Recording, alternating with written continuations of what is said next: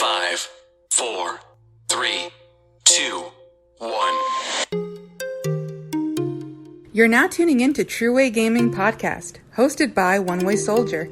We answer your gaming-related questions and talk about gaming-related topics. Now available on major platforms like iTunes, Spotify, Amazon Music, and others, helping you game with a better understanding. Hey, God bless you guys. Thank you so much for tuning in to another episode of True Way Gaming. I'm your host, One Way Soldier, or you call me Carl. And here on True Way Gaming, we answer your gaming-related questions and talk about your gaming-related topics. And this episode is an exciting one and a special one for me. And the best part is I'm not doing it alone. I got two returning guests here on the show. I got this time a brother from another mother, aka Homie T. What's up? That's me.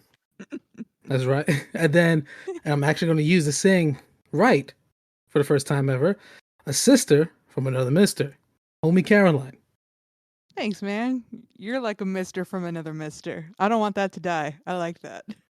But it took me 2 episodes to get it right. So I'm just happy I finally get to use it in the right context this time. And then, guys, a question for you. Have you ever heard that saying or ever heard of the curse of just games based on movies are bad? Yeah, it's true. Yeah, and then I think it's even the reverse too, right? Movies based on games are bad. Yeah, There's still not one good movie based on a video game. Sonic Right. is okay. What about that Haven't seen recent Mortal Kombat? Oh, that was pretty good. Yeah.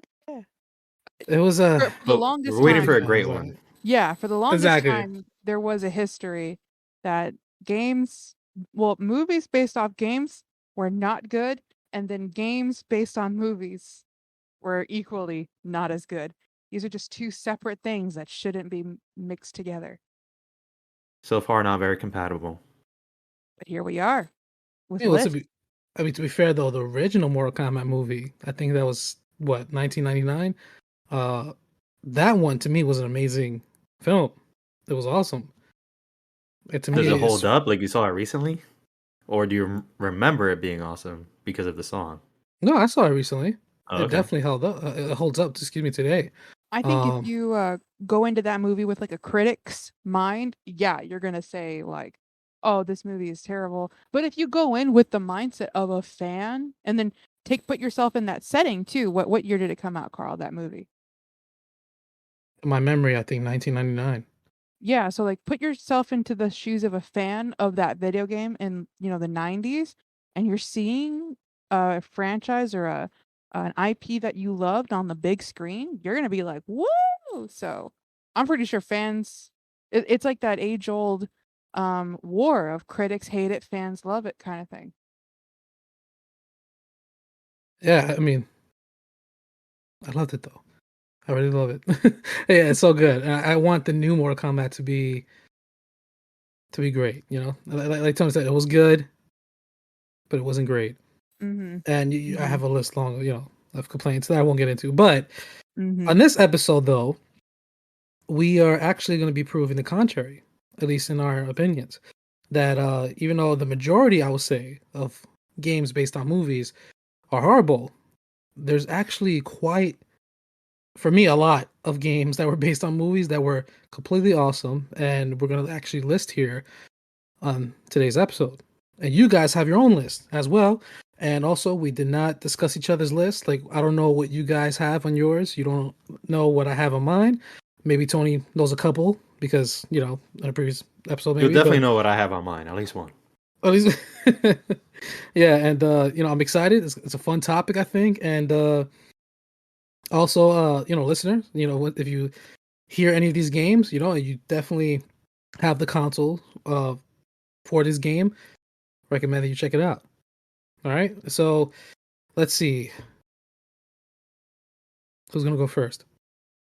Still trying to decide that. I'll go. I was gonna say, go ahead, Tony. Do it. I volunteer just because I feel like I have a very obvious one. I can't wait to hear it. All right, Tony, lay it on us. All right, it's got to be Spider-Man 2. I knew it. I knew it. How can I forget that? Bro, how Well, can you forget that when I texted you this? You did. You texted me that, I think, legit yesterday. Yes. I texted you. Actually, yeah, longer. My bad. Like 4 days ago. I think you texted me that. This was probably like the day after we recorded the last episode. I'm sorry. Wait. Is that that thing that Caroline says? Like, I have a whole like Yeah, your memory library. bank is used you up. have a whole Exactly. mind palace up in there. Some stuff gets lost. Your 8 terabyte is used up by game knowledge, and you can't fit anything else, or you don't want to delete anything. It's all Yeah. precious. I agree with that. I feel like you indirectly said my memory is bad, but Nah, On 8 the terabytes is contrary. great. Yeah, on the contrary, that's amazing. I think I'm rocking like a 512 MB USB stick, Yeah, you're running on RAM over there, buddy. but I do have a good short-term memory. I could sure. Me and you both. No, but wow. I mean, that's so Spider-Man 2. I remember, of course, for years we had like a few talks about the game, and obviously we have Marvel Spider-Man released by Insomniac. Insomniac Games. How do you think Spider-Man 2 holds up today compared to Spider-Man Miles Morales and Marvel Spider-Man? I wish I had the chance to have played Spider-Man 2 so I can compare it like with more recent experience. But I can still vividly remember swinging in Spider-Man 2 for the first time. I can remember the swinging. And for a long time, Spider-Man 2 had the best swinging until Insomniac Spider-Man. Like it took a very long time to get that swinging physics again in a modern Spider-Man game. And it was almost like a joke because every time a new game came out, people would ask, is it swinging good? You know, like, how's the swinging? How's the swinging? Like, that's all we care about because Spider-Man's 2 swinging was so physics based. Like, you were literally almost like simulating a person swinging. It wasn't an animation. You were literally swinging on a rope and you had physics on like when to let go, at what arc would determine where you would fly. Like, if you let go at the very top of your swing, you'll go higher but slower. If you let go near the bottom, you'll go faster but lower, which is fine, but you have complete control over that. And that's something that as a kid was kind of mind-blowing. Like I was able to practice how to get better at swinging because it really was a skill that you could get better at. And that's what Spider-Man 2 was known for, just the best swinging all the way up until 2018, I think, when Insomniac released the first Spider-Man, and also on top of that, first open world Spider-Man. So those two alone were pretty game breaking for the time. Can you refresh my memory because I don't have the game Mind Palace. But what console did Spider-Man 2 come out on? This was PS2, I think. PS2 and Xbox, Ooh. and I think it was on a Nintendo GameCube. console. Yeah, Nintendo GameCube, GameCube. right? Yeah. But it Actually, didn't have that's cutscenes on GameCube. wait, what? Oh no, I think that was the original one. Never mind. The first Spider-Man, I think it was on. Yeah, I'm confusing it. N64 had Spider-Man 1 and it Yeah, didn't have any cutscenes. that didn't have any cutscene. Yeah. Yeah. Man, that's a throwback, dude. Yo, you went even further. I love that game, the one for the PS1. the first You one. know, for a moment, I was considering my whole list as being Spider-Man games because I played them all. But I feel like that would have been kind of boring. But yeah, Spider-Man 2 definitely Pick up web the best. cartridges. Just, One of the best movie tie-in games that I could think of. yeah, and I remember you owned it for the Nintendo GameCube, and I remember I borrowed your copy, and it was a heck of a good time. It was a heck of a good time. I also thought the mission variety was awesome too. I loved how you actually got to play missions of delivering pizza. Yeah, So it's that was a funny the big one. cutscene, you as Peter Parker or whatever, but literally you dress in your Spider-Man suit and you have to swing around the city and beat the time or whatever. It was really cool. I love that game a lot. And Caroline, you have not had a chance to play the game? No, I have not played that game. I have seen I think it was on a PewDiePie Let's Play. Just insert YouTuber here. I remember watching a YouTuber talk about the game though, and then play snippets of it. So I do know what gameplay you're talking about, but I never got to experience it. I would say I Also, recommend it, but it's so old and really hard to try out that I can't say I would recommend it to you, Caroline. But everyone else who has access to like retro consoles and are collectors and stuff, I bet they already know this is a great game, and yeah, just revisit it. It's a good game. I gotta pick up a copy of that game. I still have my PS2. I need to pick Me up a too. copy one day. Just test it out. Can I also mention one more thing? I want to cheat and add the Amazing Spider-Man in the same category. Just get all your Oh, Spider-Mans in for the one day. 360? Yeah, because I just want to mention the story. Carl, I already told you this, but I played a lot of the Spider-Man games, like I said, and a lot of them are tied into the movies. Before Insomniac, a lot of them were tied in. So the Amazing Spider-Man, it was tied into the Andrew Garfield movie, and that one I remember being pretty good. It had fun missions, it had cool bosses, and even though it's tied into the movie, a lot of these games do their own thing and have bosses that never showed up in the movie and things like that. But it was really fun, and I just wanted to bring up that I played it. I think I borrowed it from Blockbuster. This is when Blockbuster existed. I played it, I beat it. I got a lot of achievements. I don't think I 100% it. But then I liked it so much, I went to GameStop like maybe a couple weeks later and I wanted to buy it. And then the guy at the desk, he was saying, "Huh, are you sure you want this?" And I'm like, "Yeah." He's like, "Yeah, it's not very good. I You don't know, really want kid. you really want to get it?" I'm like, "I already beat it. Yes, I want it. I want it in my collection." Like, all right. And then he just rung it up, and I never forgot that because why would you try to Just stop a sale? yeah. Yeah, He was a making him gamer look bad. first and a salesman second. It's like- yeah, He earned that job. I don't like when they do that though. They did that to my father one time trying to pick up Earth Defense Force 2017. The guy asked him, I think, 4 times, "Are you sure, man?" As he was scanning Yeah. it. He's like, And "So my dad that's was the like, kind of gamer you are, huh? All yeah, right." I mean, clearly this guy's never played EDF because that's one of the most fun games ever. So yeah. come on, I bro. think it Probably a kind Call of of just Duty player. shames your customer.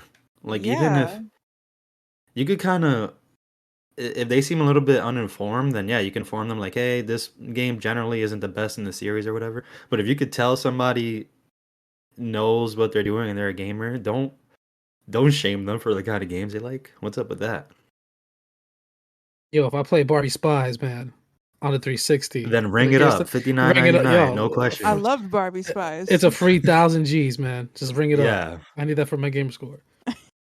You know, just leave me alone. Yeah, and I can't front. Barbie Spies was a good game. It I, was. It but was. but yeah, that's my first one. yeah, you have anything else to say though on the Amazing Spider-Man? Because that game was dope. No, I think that was it. And I just read while I was looking it up, doing the research, I forgot that it was voiced. They got back Tobey Maguire, Kirsten Dunst. They got Alfred Wow. Molina. They got Bruce Campbell. He did the narration for the whole game, so it was really cool.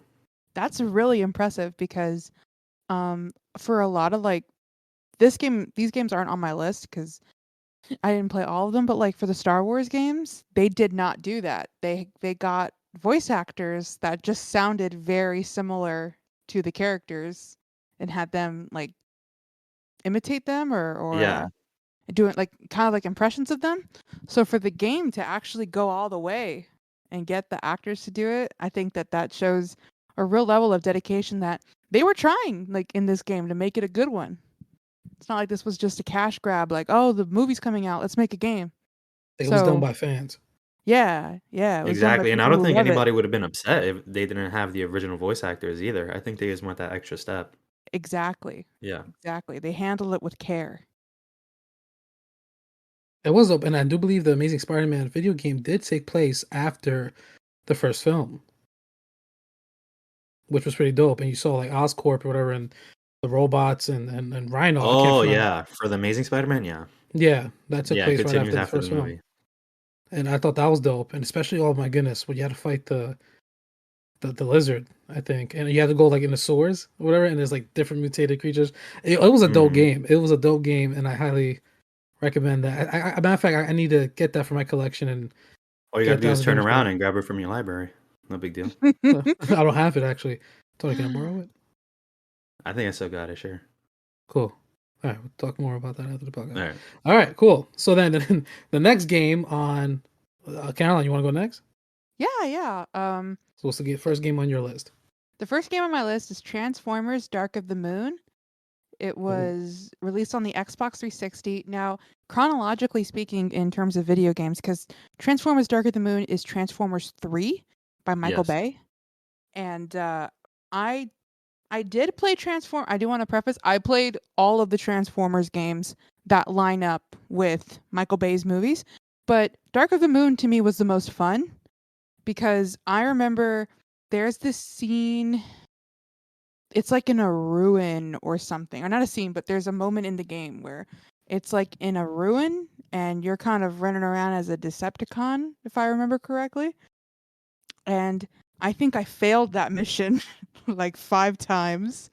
And when I finally, like, I had to go full in, gamer lean forward, no distractions, dark room, TV light on, Game and I Fuel, beat. Mountain Dew, Yeah. blue light filter, glasses Light filter on. glasses. My glasses already naturally filter that out. But yeah, Oh dang. I go one step beyond. But that was, I think, out of all the Transformers experiences though, because and those games to me were very cash grab, quick. The movie's coming out. Let's make a game for it and just get that out there so people in a GameStop will just pick it up. But Dark of the Moon felt like it had a little bit, in my opinion, a little bit more effort than the rest of the games. The plot, like the actual story to beat it itself, um, it was really long comparative to Transformers 1. And I could be wrong, but I don't know if Transformers 2 had a game for it or if it was just kind of like a side story based on Transformers 1. But Transformers 1 by Michael Bay definitely had a game. But this one, Dark of the Moon, actually, because Transformers 1 was just kind of a game of the story. So it was the movie, but as a video game. You know what I mean? So you were just playing the movie and it was like, quick, go get Sam. And then it was like the scene from the movie where you're sorry. Bumblebee and you're going to Yeah, go who said and, that line, Caroline? you know, big guy, Optimus Prime. Optimus Prime. Go get Sam. a little bit of Frodo in there when you pronounce Sam, but yeah. So the Transformers 1 was just like a frame for frame recreation of the movie, but you're playing it. Transformers 3 went one step beyond, if not more, because they were like, hey, we're going to take this from the perspective of the Decepticons. We're going to show what they're plotting behind the scenes. We're also going to like take you to the dark side of the moon. And we're going to like do all this. The story was so long and expansive and it was really good. And I was like, dang, this is fun. That's Carl, awesome. have you played Transformers? I played a few Transformers games, but I did not play that one. And I was actually going to ask, did it play like War for Cybertron at all, or No, the well, Fall Cybertron? a little bit. It did not have the same kind of controls. The controls were a little clunky. It was definitely a third person shooter. And you could it was a little, the more I think about it, it was very clunky. And it was not as smooth. Like Transformers War for Cybertron is a good game. That's the thing. It's a good game. Transformers Dark of the Moon is good just because it was bad, but it was surprisingly better than the rest of the ones that came before it. So it was just kind of like a breath of fresh air. And the controls are really clunky. I do remember there was this glitch at one part of a level where if you were Bumblebee and you walked over like a certain type of texture on the map or whatever, you couldn't transform. And then I remember sitting there stressed out because Optimus Prime was shouting at me over the intercom like, "Bumblebee, transform!" And I couldn't. Like, there was a glitch, and no matter how much I hit the button, I couldn't transform. Bumblebee, roll out. 5 minutes later, And Bumblebee's Bumblebee! walking at a Yeah. leisurely pace to the next checkpoint. Bumblebee, hurry up! It's funny. Wait, so what was the glitch? Like the area you were in didn't let you? It was like, for some reason, either I walked over a certain texture on the ground, like a layer, and the game like glitched. I remember Bumblebee kind of sank through the floor at some point, and then he reappeared back up. And then I And was that like, "Oh, ruined it for the rest of the level? that ruined transforming for the rest of the level." Like, Yeah. I could still walk and interact and do things, but I couldn't transform at all. Which, in a game like Transformers is pretty It crucial. sounds like it's a little necessary. Yeah. Okay. Wait, so that means did he have to transform into a car? Or did he have to transform into a Yeah, I was a robot and I had to turn back into a car. And Oh. and that was kind of like part of the thing, because there were levels that were mixed levels. So you would reach a section where it was like, all right, transform into a robot and like shoot these Decepticons. And then it would be like, all right, transform into a car, because you're gonna have to, drive really fast off of this ramp and like get to the next level, like, or get to the next like area. So, I'm at this part, it looked kind of like a highway. And I had just beaten these Decepticons, and Optimus Prime is yelling at me like, "Bumblebee, transform and go help Jazz." And then, or not Jazz, but insert Autobot here. And I was like, "All right, let me transform. Why am I not transforming? Oh no!" And so I was just like, "All right, I'll walk it." And then as I'm walking, Optimus is just going like, "Bumblebee, go faster!" And I'm like, "Ugh." I just had to walk that whole level. He just Were you walked able into to that pass table. it? No, Just I like think that? I think I did die because I had to drive off of a ramp like I previously Mm. stated, and I couldn't do that. So I thought I could just jump off the ramp. No, I had to drive off of it because there was a huge gap that I couldn't do it from just leaping. So, yeah, there were some pretty big bugs in that game. Even until this day, have you at least completed the game? Yeah, I think I did finish it. There you go. Wow. Through a buggy mess, you still beat it. Well, what a console was this game available on? This was on Xbox 360. Interesting. Okay, awesome. To be honest, I want to give it a try. Sounds fun. Yeah, the story? Like I said, the story was pretty high. It was all right. I don't know if it's engaging enough. I think 99% of the reason I stuck around was because I love Transformers so much. So, other than Right. that, it can be a little frustrating.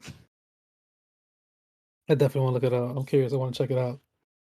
All right, and then is there anything else you want to add to that game before we move on? No, I kind of wish that the Transformers games got a little more recognition, because it's a shame that I feel like the reputation of those movie games kind of hindered later on with the War for Cybertron games, because people were not buying the War for Cybertron series as much because they assumed that it was tied into the films, whereas those games were legitimately good we at least we still got them. They were still made. But yeah.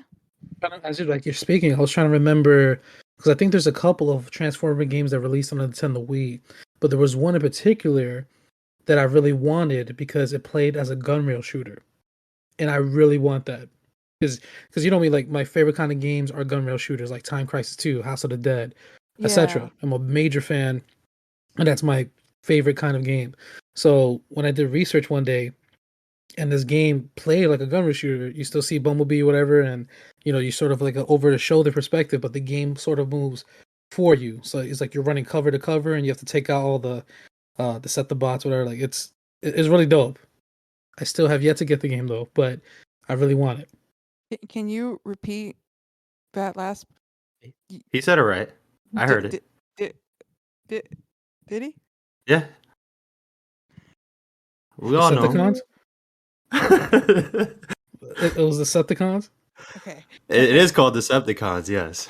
Oh, You okay, said but I said something else. Deceptibots. Yeah. Okay, that's embarrassing. The bots. Carl, I totally get it, man. We all knew. We all knew what you meant. That's good. And then on that note, I guess I'll move on to the next game. Yes, please. Carlos, I'm offended. What came out your Deceptive mouth? bots and autocons. You know this. Tony. All right, so the first game. So I'm gonna begin with a banger, and I'm gonna end with a banger. What a by the banger. end of this Good job, man. podcast. Yeah. Yeah. What do you got? So the first game to me that was, I highly recommend. I love so much is Scarface: The World Is Yours. This game Awesome. original release in July 25th, 2006. It released on the original Xbox, PS2, Wii. It's on the Wii, PC, and little sad, it was Xbox 360 version was being developed, but it never released. It got canceled. Oh wow. And yeah, which really sucked. It would have been awesome. So what I like about this game is that the game basically it's a sequel to the film, and it's a big what if to the movie. So in the movie, sorry, spoilers if listeners you haven't seen the film, it's a pretty hardcore film. If you can stomach it, then I recommend watching it. But pretty much at the end of the film, Scarface pretty much gets assassinated by this dude with a double barrel shotgun that goes behind him and shoots whatever. But in the What does he video say game, before? Oh, never mind. Go ahead. what is it? But, and oh yeah, when he's like drugged up and he's like Superman, he takes all these bullets and he's like, "Oh, come on, take all you want." He's still getting lit up, and the dude with the double barrel shotgun comes up behind him and shoots him, and then he Yeah. finally dies. But in the video game, it sort of takes that scene instead of him getting shot up so much. Actually, a few times he gets shot. The dude enters his room, I guess, whatever, slowly creeping up behind him, and in the game, you play at that point. You play a Scarface, and you have to turn around, That is kill so the guy, cool. and then literally you have to fight your way out the mansion. And then when you fight your way out the mansion, I forgot the main drug dealer's name. I think it's Gaza. No, was it Gaza? It's been a long time since I've Yeah, seen it. I don't remember. yeah. I think his name is Gaza, whatever like that. But he's going to war with Tony Montana. Obviously, he's the one that launched the attack. So basically, you as Tony Montana, you fight your way out of there, and you pretty much start from the bottom. Your empire got taken away from you by the major drug dealer in the game. I think it's Gaza, whatever. And you pretty much start from the bottom, and you're trying to rebuild your empire, and it's really cool. You play as Montana. The game is just pure fun. I mean, just the way the soundtrack is awesome. The combat to me was very, very fun. It was a third person, shooter, but the aiming felt awesome. And then when you hold down the L trigger, I think to aim, you lock onto somebody. You could use the right thumbstick to aim at which part you want to shoot. So you could choose to aim for the head, aim for the arms, and Like there's Fallout? literally no, not like the fast system where time just slows down and then you choose a body part and then there's an animation. No. You're in control the whole time. When you lock on, you get to choose which body part specifically you want to aim at. So if I want to shoot the dude's arm off, I could aim at the arm and But you does could it literally slow down or there's no slowdown? There's no slowdown. Okay. Oh wow. Yeah, so you're doing that in real time. And there's capitations and stuff and in terms of the gunplay and actually you can slow down time. I'm sorry. Yes. So yeah, well, when you're aiming down, like I said, you don't slow down. Where the slowing down comes to play is that you could sort of the more kills you get, and then it's cool because as Tony Montana, you press the B button after every kill, you could taunt. So like after you take down a hostile, you could go, "Oh, you want to play with me?" He just press B. He does his famous taunts like, "I bury you, cockroach," or whatever. Okay, And then I'm reloading. yeah, exactly. Yeah, dude, it's amazing, dude. It's so much excitement when he says that. Okay, I'm reloading, and you're just like, doo. It's awesome. But in other words, the more kills you get, and then after you get the kill, you taunt, you build up a meter, and it's pretty much like a rage meter. And when that meter fills up, when you activate the rage mode, you go into a first person mode, so it becomes like a first person shooter. You have infinite ammo, and your bullets are destructive, and yeah, and like time slows down. and it's awesome. It really is fun, and very useful, especially because also the more kills you get in or during rage mode, the more health you get back. So it really helps. And basically, the game, to me, I find this game legit better. I'm gonna say it than GTA. I find it more fun than GTA San Andreas, Oh, which one? Oh, Vice San City, Andreas. Vice City. I find Scarface more fun than those games just because how the combat is played. You can also the side activities, and you are making drug deals and stuff, and Does it it's a feel great like game. anything? Does it feel like another game you could compare it to? Like I'm thinking, does it feel like Saints Row, or does it feel like Sleeping Dogs, or does it feel like I you know, wouldn't. Hmm, I wouldn't say that. I think, just and the I think just the that's a good gameplay and the thing. shooting? Yeah, like, oh, just the game. Just the shooting. Yeah, like You the want me to gameplay compare? and shooting and like the movement. That's what I'm curious about. Hmm. Let's see. Not the story or anything, not the rage Oh meter, yeah, just yeah. like how it feels when you're moving the sticks and when you're shooting.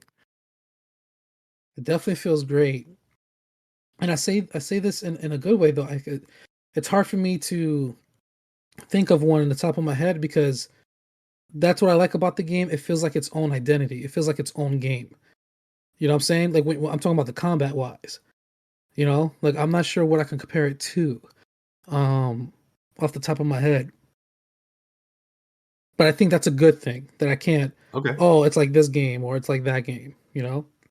But I highly recommend you playing it. And what's really cool is that even though they never came out with a native Xbox 360 version of the game, you can, if you have an Xbox 360 laying around, and if you have original Xbox version of the game, a copy of the game, you could put it in your Xbox 360 and play it on your Xbox 360. It's backwards compatible, and I do believe you can play it at 720p natively. All right, I'll borrow it from your library. I'll say, is You this a come on game that board. you have in your library? You own this? Yes. I knew it. Except for one game, pretty much every other game I will say from my list I own.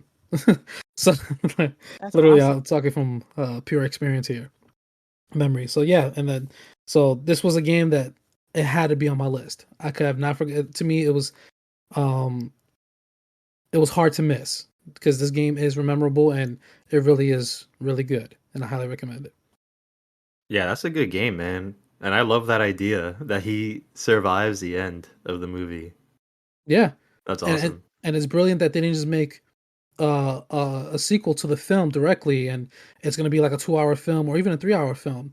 I like how they made the pretty much a sequel of the movie into a game because there's no time limit, so to speak. They can make the Yeah. game 8 hours, and and they could thoroughly flesh out the story. You know what I mean? Compared to if it was a film, they can't make they could, but they're not gonna make a 6-hour film. Saying people are gonna you know You gotta not wait for watch it the all. director's cut for that. Exactly, or like it's like Apocalypse Now. I think that film was like 4 hours or 5 hours. But anyway, so that was the first game on the list. Now, on to you, Tony. What you got for us? All right, I think I got one that maybe all three of us played. Carl, I know you played for sure, no doubt. And one of the reasons I have it so that we could talk about it. King Kong for the 360. My man. Yes, my man. Oh man, it's funny. I did not put that on my list. It's crazy. How can I forget? Oh my goodness. So this is a game that I didn't even beat, but I had to mention it because I remember this game being one of those games that everybody was mentioning because of how good it looked at the time. And if you look at it now, it looks horrendous. It looks so bad. Really? I love it. The original Xbox one looks like clay, but the 360 version, I I mean, it like. looks. I I remember how it looks when it was like on the GameStop display TVs, and it did look like wow, next gen. Look at the rain on these rocks and the mountain and the trees. No, but if you look at it now, Carl, I mean, it's still a game that I like those kind of graphics, but that's not a showpiece anymore. That's not like a I look at how am graphics used to look. Yeah, I am looking at screenshots right now as you were saying what you just said, and wow. Those screenshots that you see, it was mind blowing. Where the 360 Wow. was Hey, coming Caroline, out. you're looking at the 360 version, right? Correct. Okay, cool. I made sure to make that distinction. Because So original Xbox, everything looks like mud. But continue, Tony. yeah, so I had to bring it up just for that. It was definitely one of those games that was used to display the power of next gen, PS3 and 360. And they did a lot of It was a launch title. yeah, they did a lot of cool things with it too. They were mentioning a lot of things that are used today in modern games, like they use very limited heads up display so that it could feel more immersive. Like you remember that? Like you check your ammo Yes. by like looking at the gun. There's nothing Mm-hmm. telling you how much ammo you have in your gun. Mm-hmm. And I don't think there's anything on your screen actually, right? No health bar, no radar, nothing like That's that, right. right? Yeah, Yeah. I don't see a type of interface or HUD or anything. Yeah, so that's something that's used a lot now. That I don't think King Kong originated that idea, but that's the first time I was aware of it, that it was a very deliberate choice to not include that. And I thought it was cool. And yeah, I remember I don't know I don't know how far into the game this is. I hope it's not really early on, but I remember I got stuck and never beat the game when it was like, do you remember that level where it feels like you're in the sewers or something? It's not sewers, but it's like you're in a temple maybe, and there's like really shallow water on the floor, and then there's like worms. There's like these like Centipede kind of things. what did you say? Centipede kind of Oh yeah, things. yeah, the Oh. centipede. Yeah, there's like giant centipedes after you. That's when Yeah. I got stuck, and that's when I stopped playing. I hope that's not like level 2, but that's as far as I got. I think you're supposed to use your torch to burn like the bushes, whatever, and then like to scare them off. I wasn't as experienced, and I wasn't looking up any walkthroughs. I just gave up when I couldn't go any further. You'd have put two to two together at the time. No, but there was water everywhere. Um, Y'all, I'm looking Yeah. up like the listing. So Amazon currently has King Kong the 360 edition used for $60. Oh, okay. There's And probably then other. Oh yeah, go ahead. if you go to eBay, there's only, as far as I can tell, there's one listing. It's like the top listing, and it says brand new, lowest price, $150. So you just reminded me what came to mind right now. What could be one of the factors of why it costs so much? It could be other reasons, Carl. Maybe you're thinking of some, but the one that immediately came to mind is it's a very easy 1,000 gamer score. Very easy. It was one of those games Oh, that people use to those boost achievement up their gamer hunters. score. Yeah. I remember I borrowed it from GameFly. I beat in it. I got a 1,000 gamer score. Yeah, you get 1,000 just for beating the game. Nothing fancy, no finding Easter eggs, just beat the game. It's And already I mean, I difficult couldn't do enough. that, but Mm. I wonder how much okay, so the regular Xbox, which Carl said, and I quote, looks like mud, of King Kong is $30. So you could go 30 for the mud, 60 for the next gen, brand new, amazing, terrific 30 graphics. just to play it for, dare I say it, fun, or 60 to get all the achievements, baby. Yeah. Yeah, I need that. I need that for my collection. Even I already got 1,000, but I would like to have that game, to my collection. And as you said, it's used on Amazon for 60 euros, right? Correct. Well, dear, that's a high price. And it's not like Prime or anything. It Worth ships every penny. within 6 to Yeah. 10 business days. It's funny And because, sorry, go ahead. I was gonna say, and you gotta pay $4 shipping. But go ahead. Oh, come on, they're cheap. All right, now they're game stopping you with that. Yeah, it's funny because I just got a game that and it's a quick point because I know it's not really part of the episode, but I just got a game that you get an easy 1,000 literally by playing the first 5 minutes of the game. And Avatar? yeah, I got the Avatar. You got the Fire Emblem. Avatar game? How I much? got it Much for did you get? $15 on Amazon. That's a steal, It honestly. is because eBay, it's minimum $30 as we Yeah, speak. that's another one of those games people buy it just for the easy gamer score. Yeah, and I think on Amazon too, it's like $30 and up. But there was one seller that he was selling it for. Actually, yeah, he was selling it for 19, but I had a $5 Amazon gift card. Yeah, I applied it and I just got it $15 because it's backwards compatible on the Xbox One and Xbox Series X and S. So, yeah, I picked it All up and achievement hunters out there, they know what's up with that. Those are the yeah, games to look out for. it's a little funny because it's hard not to get all the achievements. I purposely stopped myself from getting the last achievement because I wanted an excuse to play the game, to play through it and actually try to have fun. Yeah. But yeah, I literally because the 5 achievements in the game is literally the first achievement, get a 10 hit combo, 20 hit, 30 hit, 40 hit, and 50 hit, Yeah, you and could do it's that all in the tutorial, right? Like the yeah, training. exactly, Yeah. exactly. And but for me, I wanted to stop at 30. But by accident, I'm learning how to fight, whatever, and I'm like pressing buttons, and I thought I did a long pause, but for some reason, it still counted my combos, and I got 40, and I got like 45. I'm like, no, I don't want to get the last achievement, and I literally stopped moving for like a minute. I stopped moving so that the combo meter could go away, and then I played it Carl, as just get the normal. last achievement. We know you're I not just, playing that for fun. Come on. dude, I want to play it for fun though. Bro, that's 60 frames. Carl, nobody plays for fun anymore. Come on. We need achievements, progression systems, loot boxes. Come on. Ranks, level ups. It's auto HDR at 60 frames. It feels good to play though. It feels good to play. But um, so yeah, back to your game, Tony. I'm sorry for the interruption. Anything else you want to say on Peter Jackson King No, Kong? I said what I had to say. I never beat it. The graphics were amazing at that time, 2006 or 7? 6. No, 5. When did 360 come out? 5. Yeah, 5. 2005 November. And yeah, that's it. I don't know. I don't know if you wanted to add anything, but I definitely knew you played this game and we've spoken about it. Yeah, I loved it. I loved. To me, what really sold is you could play as a first-person shooter, and you could play as King Kong. I thought, oh man, it's awesome. You can fight T-Rex in there. Uh-huh. And I own it for the original Xbox. I've beaten that version, so I beat it in claymation and stuff. And then later, years later, I and then I rented it from GameFly. You got the Tim Burton presents You got that Yeah. stop King Kong. motion.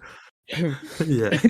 And then I rented from GameFly the Xbox 360 version, and then I was like, man, graphics are crazy. You see the actual details on the Tommy gun.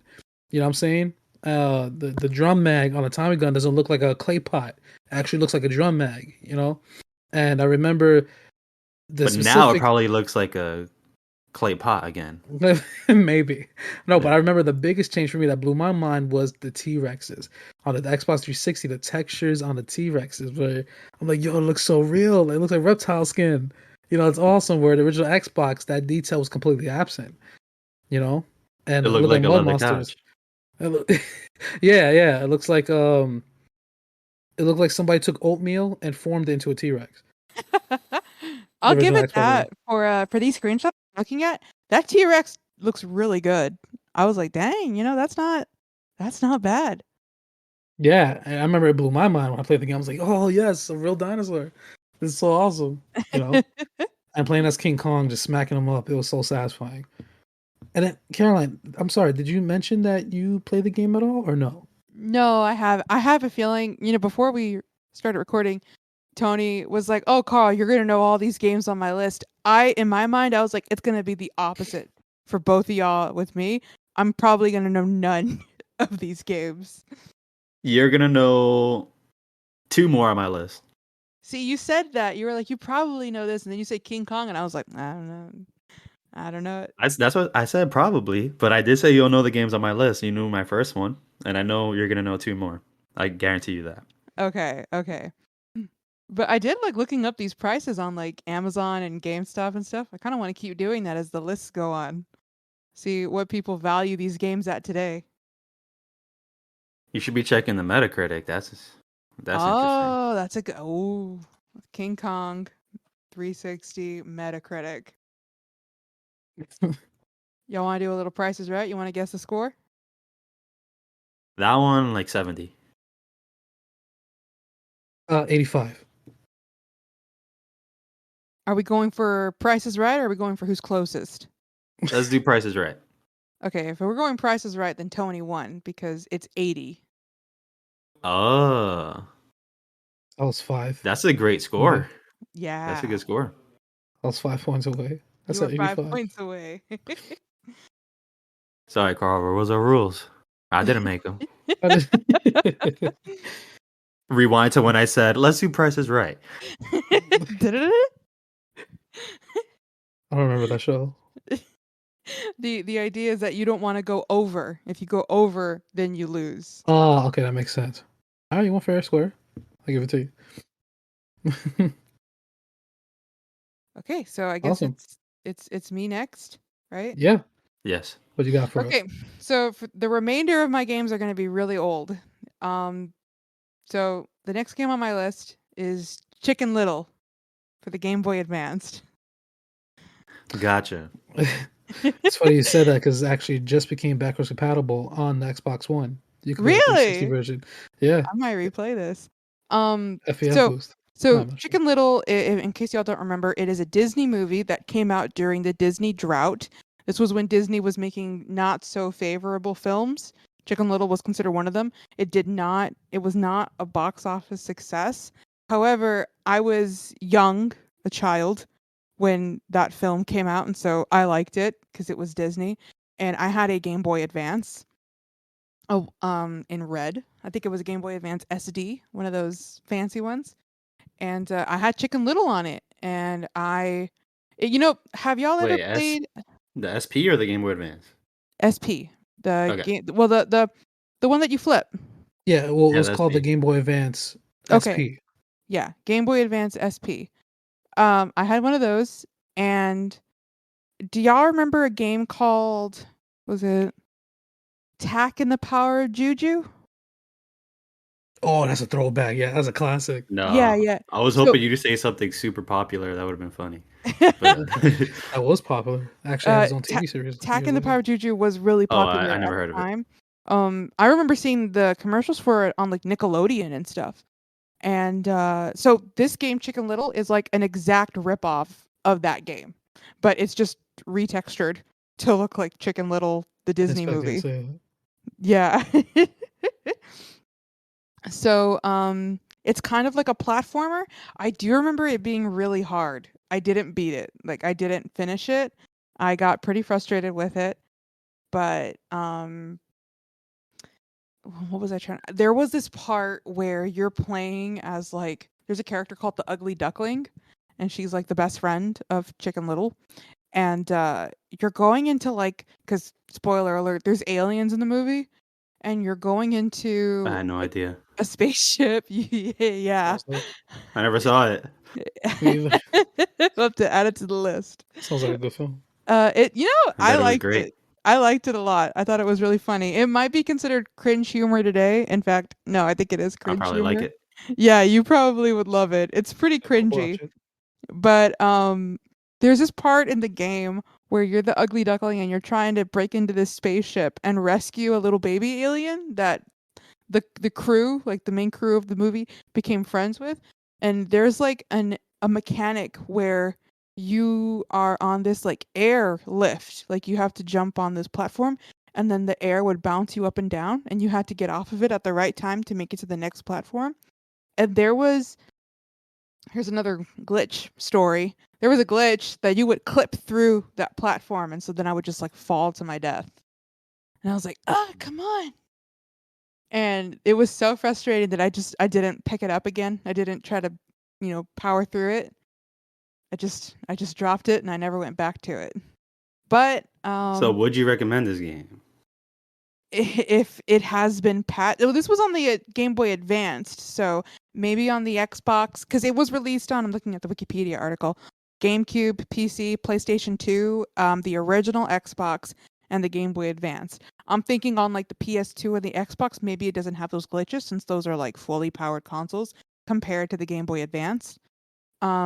So maybe if you play it there, it actually works. I do remember it has a Spider-Man 2 in the fact that they got all the cast back to voice their roles.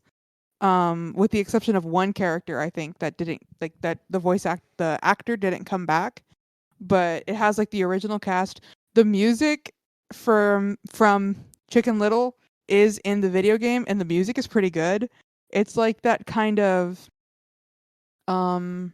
they didn't get what's that band? Like they didn't get Smash Mouth, but they got like a Smash Mouth knockoff.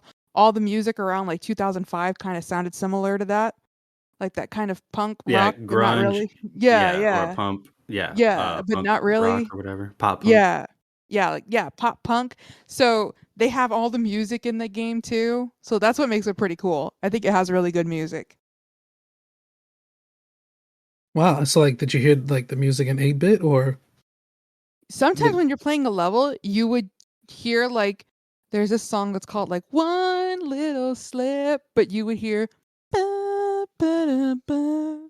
Like you would just hear the melody of it. And then right. once you would reach like the end of the level, then they'd bring the vocals Mm, back and it would be all one little slip. mm. Keep up Yeah, the I'm news. curious about this game One because you more said it time. came out for GameCube, PS2, and Xbox, right? Yeah.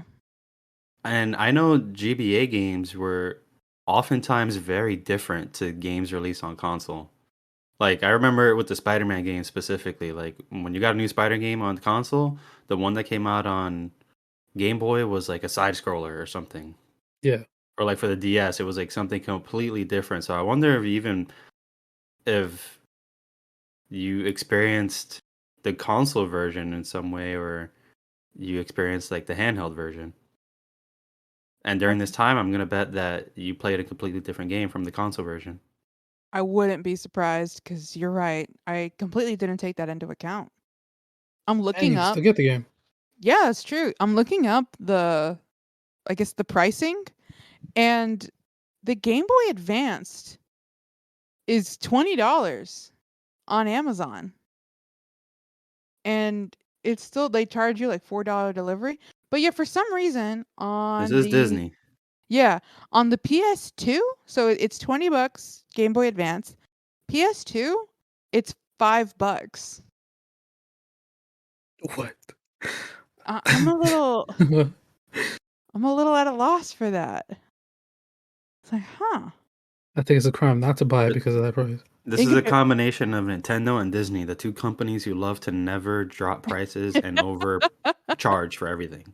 Although what's crazy is like so it came out also for the original Xbox and GameCube. For GameCube, it's $34. You And then see? yeah, for the original Xbox, $20. And then Nintendo Game Boy Advance, $20. But then PS2, it's like, yeah, $5. What about the 360? Uh let's see here. I don't think it was released on the 360. I think it just came out Xbox. Yeah, it's just OG Xbox. Is it backwards compatible? You play the original Xbox version? I gotta look into that. That's very interesting. Yeah, so that's mine is Chicken Little for the Game Boy Advance. Awesome. Definitely curious about the game. Definitely want to check it out. Yeah, because I have a modded console with a Game Boy Advance emulator on it, and I would love to play it, the emulated version of it to see how it is, and then maybe one day in the future pick up the Xbox version and Oh, play on my Series X. I do want to point out before we move on, how I said like Transformers Dark of the Moon had its own story and it actually like took the time to delve into other stories. Chicken Little is not that. You're playing the story of the movie. So that's another thing to take into consideration. It's just a play by play Oh, of the nice. film. So I don't have to watch the film. I could just play the game. Yeah, if that's I'll your watch the film. preferred method of consuming content. Wow, that's awesome. All right, I think we'll play it. Tony watches it, and then we come together and we'll talk about the movie. It's all coming together now. Yeah. And so the second game that's on my list, man, what do I want to talk about second? It's so good. All right. It's kind of a second and third game, but meaning that's the same movie series, I guess. I'm just gonna put it into one. So the second game on my list is the Godfather games. Godfather the game, and then the Godfather Part 2, the game. The Godfather 1 the game came out on March 27th in the year 2006. And then the Godfather Part 2 came out in April 2009. And it pretty much released for every console besides the well, Part 2 I think was strictly PS3 and Xbox 360, maybe PC. And I think it probably stopped there. But the first Godfather game came out on the console I just said, 360, PS3, original Xbox, PS2, PSP, and Nintendo Wii as well. Came out for a lot of consoles, in other words. What was really dope about this game, The Godfather, the first one, and the second one is you get to create your own character from scratch. And what's really cool, and I beat both. Well, I beat the first game. I have not beat the second one yet. But the first game, I remember is that you get to create your character, and then you sort of it plays during the events of the film. But it's was kind of unique because they made it so again you're creating your own character. He's not mentioned in the films, but rather you play as a recruit that is recruited to the Don Corleone family. And you for example, I remember there's one particular scene. There's this character named I think his name is Sam. He's like the hothead. He's like an underboss, whatever. There's a scene where he drives up to it's a setup. He's going to see his sister. He heard that his sister was getting abused by her husband, whatever. So he's going over there in a rage, and then he stops at sort of like a oh my goodness, what is it called? Like a toll booth, so to speak. Yeah. And he stopped at his toll station, and there was a whole bunch of like mafia dudes. They came out with their Tommy guns and lit him up. And in the film, you just see him. He dies there, and then sort of goes to the next scene. But in the video game, that same scene plays out where he gets out. He gets set up. He stops at the toll booth thing. Dude, shoot him up, and then your character, he was sent to follow Sam by one of the bosses to make sure he doesn't do anything stupid because he gets angry. He gets carried away when he's angry. So they added more context, in other words, to that scene. And then when you're not too far behind Sam, you witness him. You witness him getting lit up, and then you see one of the guys responsible for it drive away. In the video game, you have to chase that guy down, and then you have to you fight him, etc. And in other words, adds more context to the scene and more background, so to speak. So I like how they did that with the game, where the scenes are in the movie. In the movie, you were never mentioned, but in the game, they made it so that um, it's definitely believable that you were there, but you were more like in the background, so to speak. Or does that make sense? Yeah, that makes perfect sense. I love the way that worked out. It is. It definitely is, and the graphics were awesome. And what's really fun about the game as well that I think is a little unique is that you also walk around and you have to like for the family you go around to you could go to different shops or whatever, and then you will have to make the people like listen, like this shop is underneath the Don Corleone's protection. You got to pay us this much every week, and the shop owners could resist, and then you would have to like break their store down or whatever, or even sometimes burn the store down, or you could rough up the shop owner. And the fighting mechanics were very awesome. You fight with the right thumbstick. I think you could grapple with the left trigger or something like that, and the combat was really fun to play, as well as the shooting too. And it was really awesome. Like it never felt stale. The story pulled you because it was a story from the movie, but with more context. And legit, you felt like a dude in the mafia, and you're working your way up the ranks. And what's really cool is that in the game, if you 100% complete the game, you actually will become the Don of New York. And you actually see a cutscene of you becoming the Don. Everyone's kissing your hand, because you become the new Godfather. And it's really awesome. And I played it for actually I first had it. My pop got me it for the original Xbox. I beat that version, and then How old were you? I was like 13 maybe. I was like, Daddy, I want to beat up people. I want to beat up shop owners. He was like, all right, I want to son, be the Don, Christmas is Daddy. coming. I was, I want to run New York, Daddy. I want to run New York. I can't even say it right. New York. But yeah, New York. New York. I had like one tooth in my mouth. Wait, if I'm 13, I had one tooth. That's What bad. happened to the Yeah, that's really bad. That's really bad. For 13 years old, I got one tooth. Oh, yeah, and then who was it? You lost all your Um, baby teeth in one go. Yeah, you were that saving sounds all of horrible. them. Take them out in one night. Yeah, and then and part two, you play in advance of part two, but it's a little different because you play as oh my goodness, as a I think you already play as a boss, um, and he something happens to the Don, and you automatically become the Don, and so you end up running the whole region. And you still do the things where you go to stores and you beat up shop owners or whatever, but they made the game in a larger scale where you have a posse. You know what I'm saying? You run your own crew. You equip them with like body armor and stuff. You do like black market deals. Um, they expanded, excuse me, on the combat as well.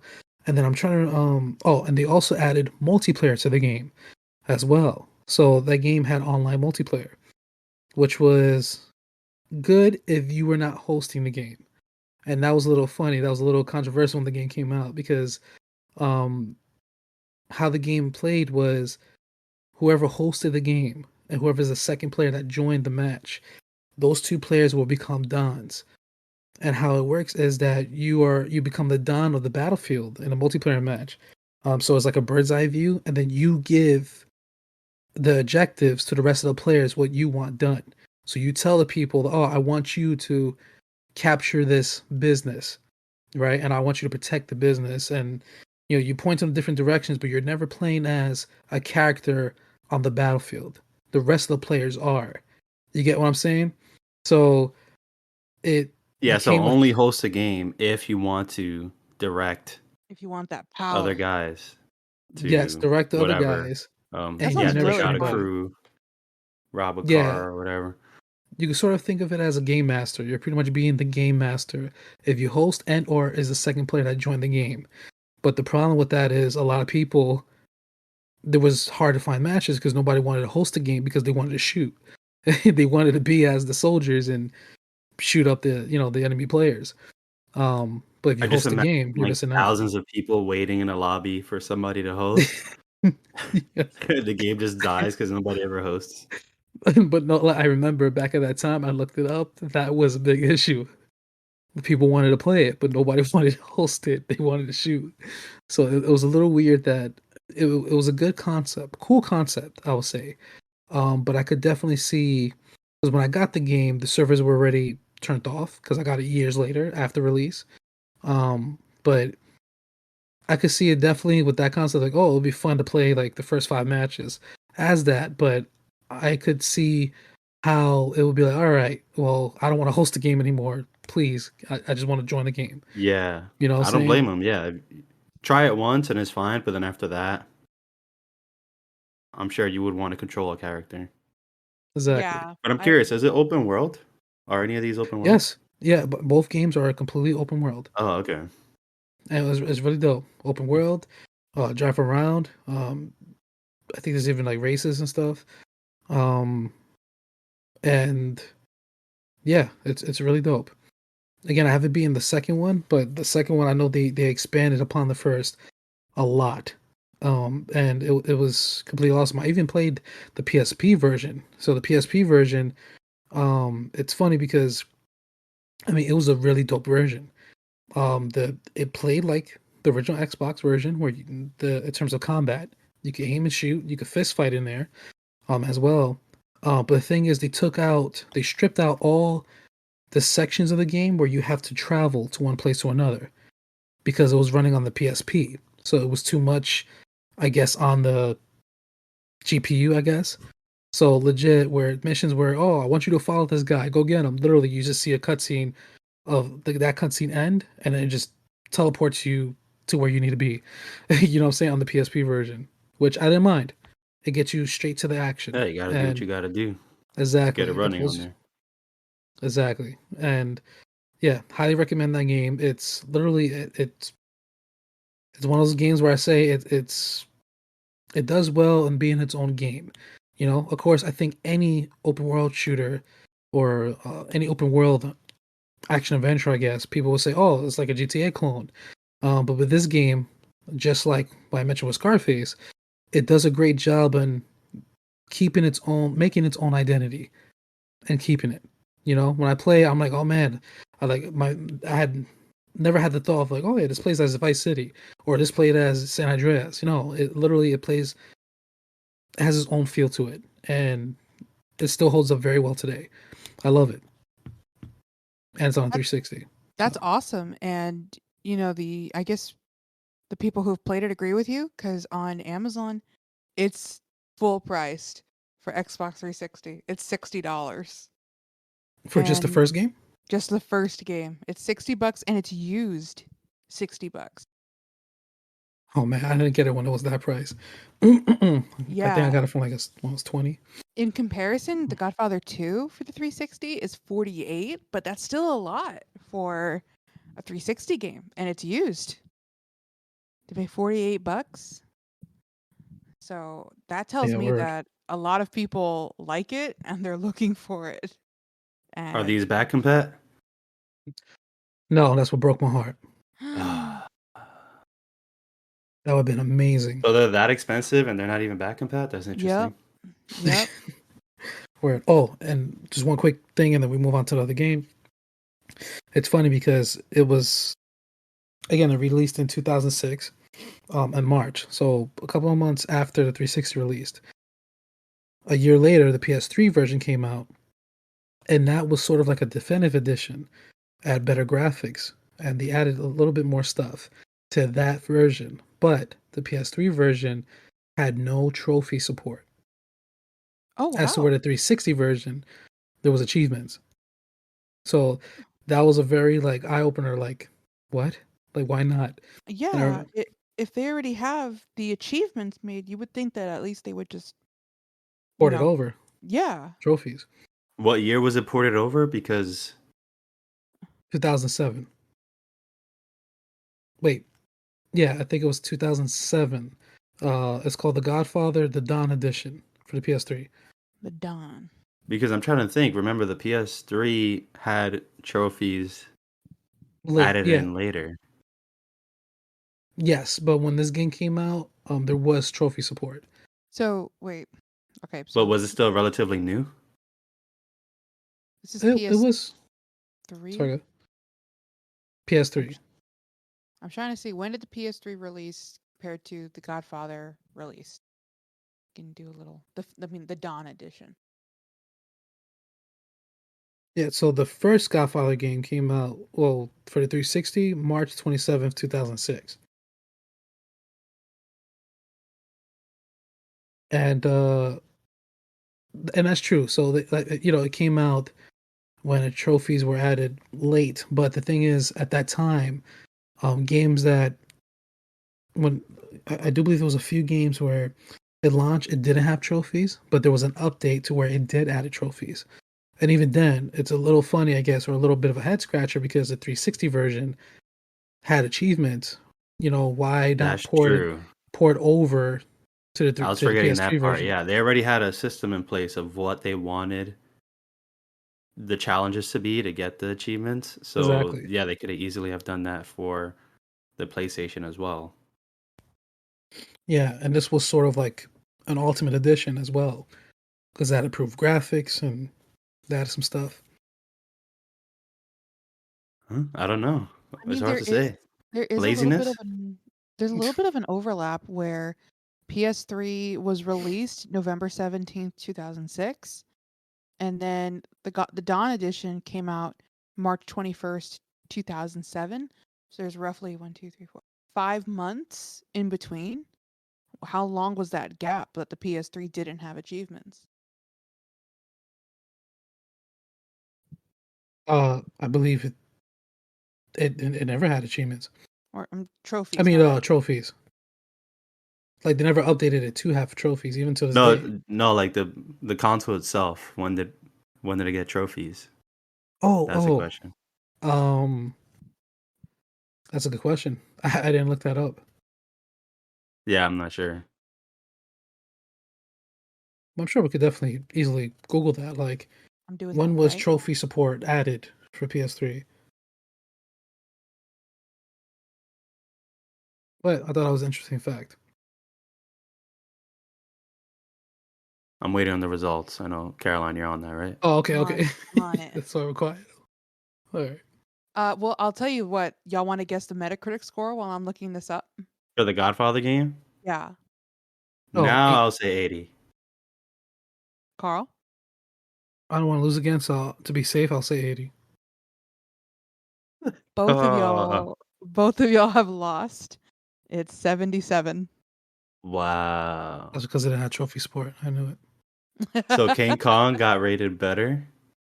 Yeah, King Kong was objectively better Wow, than yeah, uh, definitively better, the all around game. Godfather.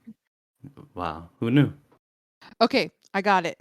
The trophy system was launched July 2nd, 2008, effectively 2 years after the console was launched. And the Dawn Edition came out 5 months after the Dawn Edition was launched. After the PS3 was launched. So yeah, it was released during that gap that the Before PS3, yeah, trophies. before trophies were a thing. Man, they never released an update to add trophies. 'Cause I know there Mystery was games. solved. Because I know there was Damn. games that released without trophies before the trophy support. When the trophy support came, they updated game. They updated the games to support trophies. I'm just trying to remember what games were that. But Oh, I know there's a that's couple enough. examples. Well, Yeah, I know yeah, exactly what you mean. Yeah, in that my happens a lot. research right now, I came across an article that said a list of PlayStation 3 games without trophy support, and they are pretty numerous. There's a lot of games that did not get updated with trophy support. Yeah, it sucks. Nice you have to play them Enough for to fun. fill like 2 years worth. Yeah, one of them is like Kane and Lynch. Um, Wait, that had trophy support? it did not have trophy support. That's so weird. Oh my god, that's so weird. Like the Guitar Hero games, no trophies. I mean, that's Um, actually a good thing. Just play it for fun. Oblivion, Elder Scrolls Oblivion, no trophies, Wow. and it What's the still point has of Wow. playing any of those now? still has no trophies. That's like the thing is these are games that are still do not have trophies, even though their 360 counterparts have achievements. The Lego Batman, Lego Indiana Jones, Lego Star Wars for the PS3, no trophies. Like there's a ton. I see Spider-Man 3, Spider-Man Web of Shadows, Oh, Turok. nah, that no Wow, can Web of do. Shadows. No What? can do. Uh-uh. So yeah, like this is why Xbox won the console wars. The one generation. Even though they got outsold near the end, but We yeah, won't talk about that. We they got the won it in our achievement. hearts. I want my heart. All right, Tony. So, what do you got for us? It goes back to you. All right, I'm gonna say this next game because I think the last two I got are pretty nice, and I'm also gonna end it with a banger, Carl. But this next one, you know, I played a good amount of it, not very much, but I'm putting Oh, it just on like the me. list. Was that I'm sorry. I was like, you're just like me then. what? With what? Don't finish the game. Oh yeah, this is of course. I only start them. I don't finish them. Yeah, please continue. I'm No, but sorry. I'm putting it on the list because it is a quality game that I could recommend, but I can honestly say I don't think it's for me. And I would say World War Z. World War Z. Um, See. this was basically the game that filled the void until we got another Left 4 Dead game. Because this was a Left 4 Dead game that we wanted. Well, it's third person. It's not necessarily the one I wanted, but from what I played of it, and I played with you, Carl. Caroline, I don't know if you ever tried the game or not.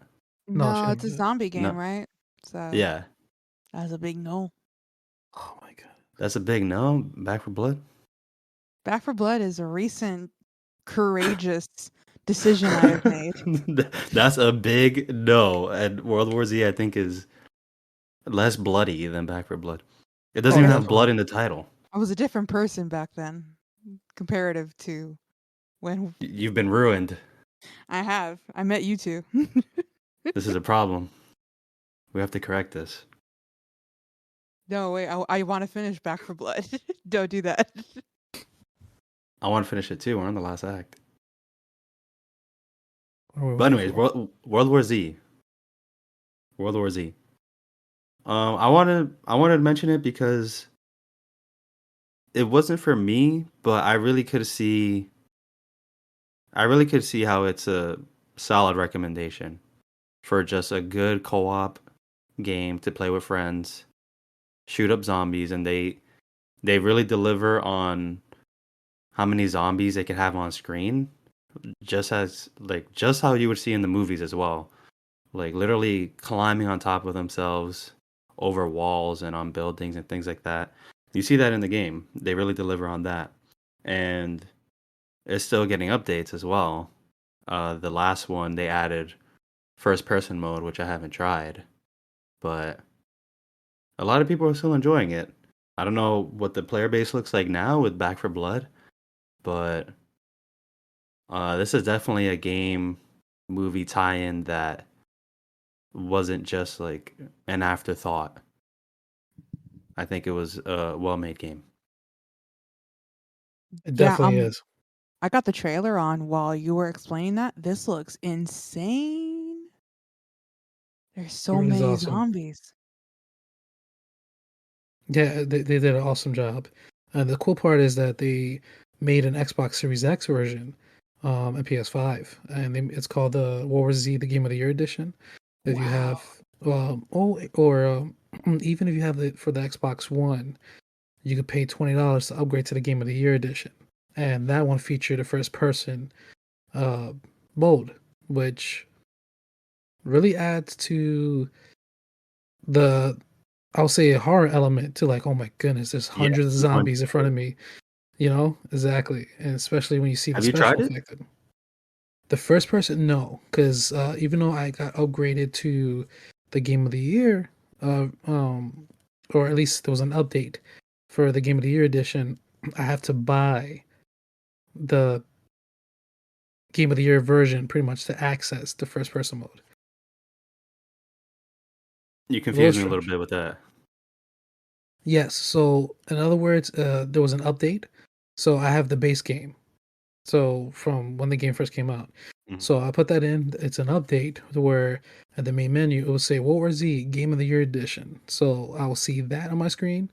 They updated like the UI and the menus and stuff. But I can't access the first person mode. That's a native feature for Oh, the Game of the Year edition, which you have to pay for order to okay. access, especially the episodes, the new episodes, the new characters. You have to pay Yeah. for that. So yeah, which breaks my heart. That's interesting that they would put that behind like a paywall or a paid upgrade. Yeah, it's a little weird because at the same time I don't mind it because when the game first came out, it was not a full price game. Where I felt like that game could have easily been a $60 game, and I would have paid that. That's how good the game is. And yeah, they're charging just $20 to upgrade, I think. And I think if you were to go to the store and buy the Game of the Year edition itself, I think it's still $30. I think it is. To my memory, I could be wrong about that, but to my knowledge, I do believe it's like $30 to get that version anyway. And yeah, have to play at a higher 4K 60 frames, and yeah, it's Not too awesome. shabby. It really is. And again, the game features also multiplayer, so there's a lot of replay value in that game as well. That's a good Yeah, pick, Tony. definitely. I mean, Amazon still has not the Game of the Year edition, just World War Z for the Xbox One. Amazon has it for $20. And you're saying it didn't release like full price $60. Do you remember the original price, Carl? $40. Wow. Cliff Blazinski approves of this. Yeah, but it's cool though because $40 you are getting a campaign, sure, but you are getting a campaign that's action packed, and again you're fighting thousands of zombies on screen, and it also has a multiplayer mode as a PvP VZ. You know what? And I just thought of it. I think some people might consider the game better than the movie because the movie is supposed to be based off the book, and I know a lot of people prefer the book because it's way different than what the movie did. But yeah, this might be one of those cases where the game might be better because it just approaches the story differently. I like the movie a lot, but yeah, it's very different from the book.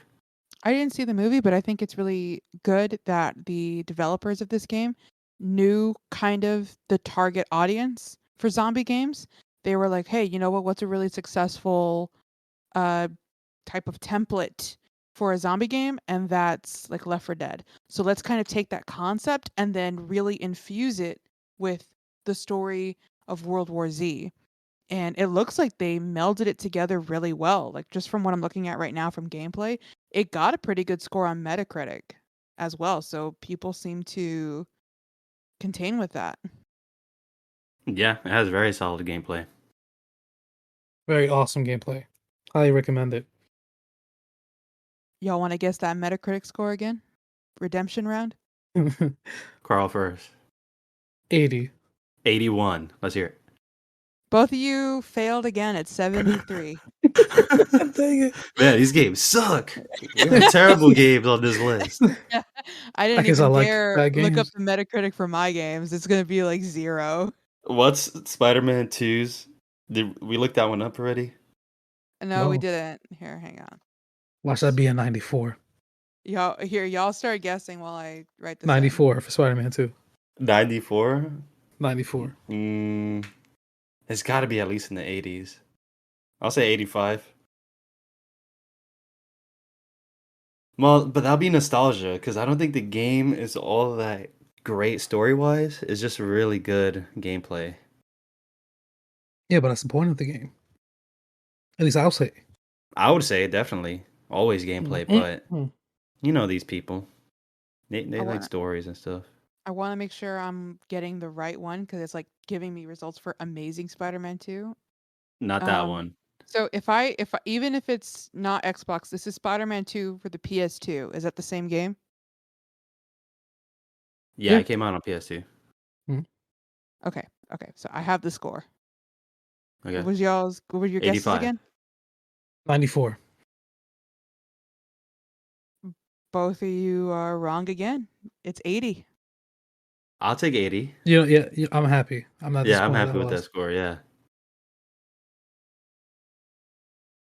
And Metacritic needs people to actually review the games that actually like games. They need gamers on there. Yeah, they need they not be so strict with their dang scores. I'm looking up Chicken Little. Oh, that 30. 31. Yeah, I'm looking up to see if there can be such a game. Why are you looking that up? I hope it's not that low because I think I have the lowest rated game. At least I hope I do. The lowest rated game. Okay, hey y'all, I got the score now. Y'all want to guess it? 30. Carl? 53. Carl wins. It's 71. Wow. So this is on par with what was that other game with Godfather? The Godfather. It's like almost there. Your choice, according to Metacritic, is The Godfather.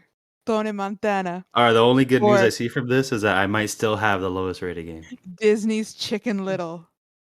The Game Boy Advance? IGN, yeah, the game. I'm looking at the Game Boy Advanced version. IGN was like, Chicken Little has surprised and delighted us with entertaining level design. Really? Yeah. Let me guess, a 13-year-old played that game and reviewed it for IGN. It was me the whole time. Yeah, it was a user submitted freelance job from you. Just don't look at the author's name. Ignore it. Submitted 10 minutes ago. But so, is there anything else though you may want to add for World War Z, That's all I want to add for World War Z. Carolyn?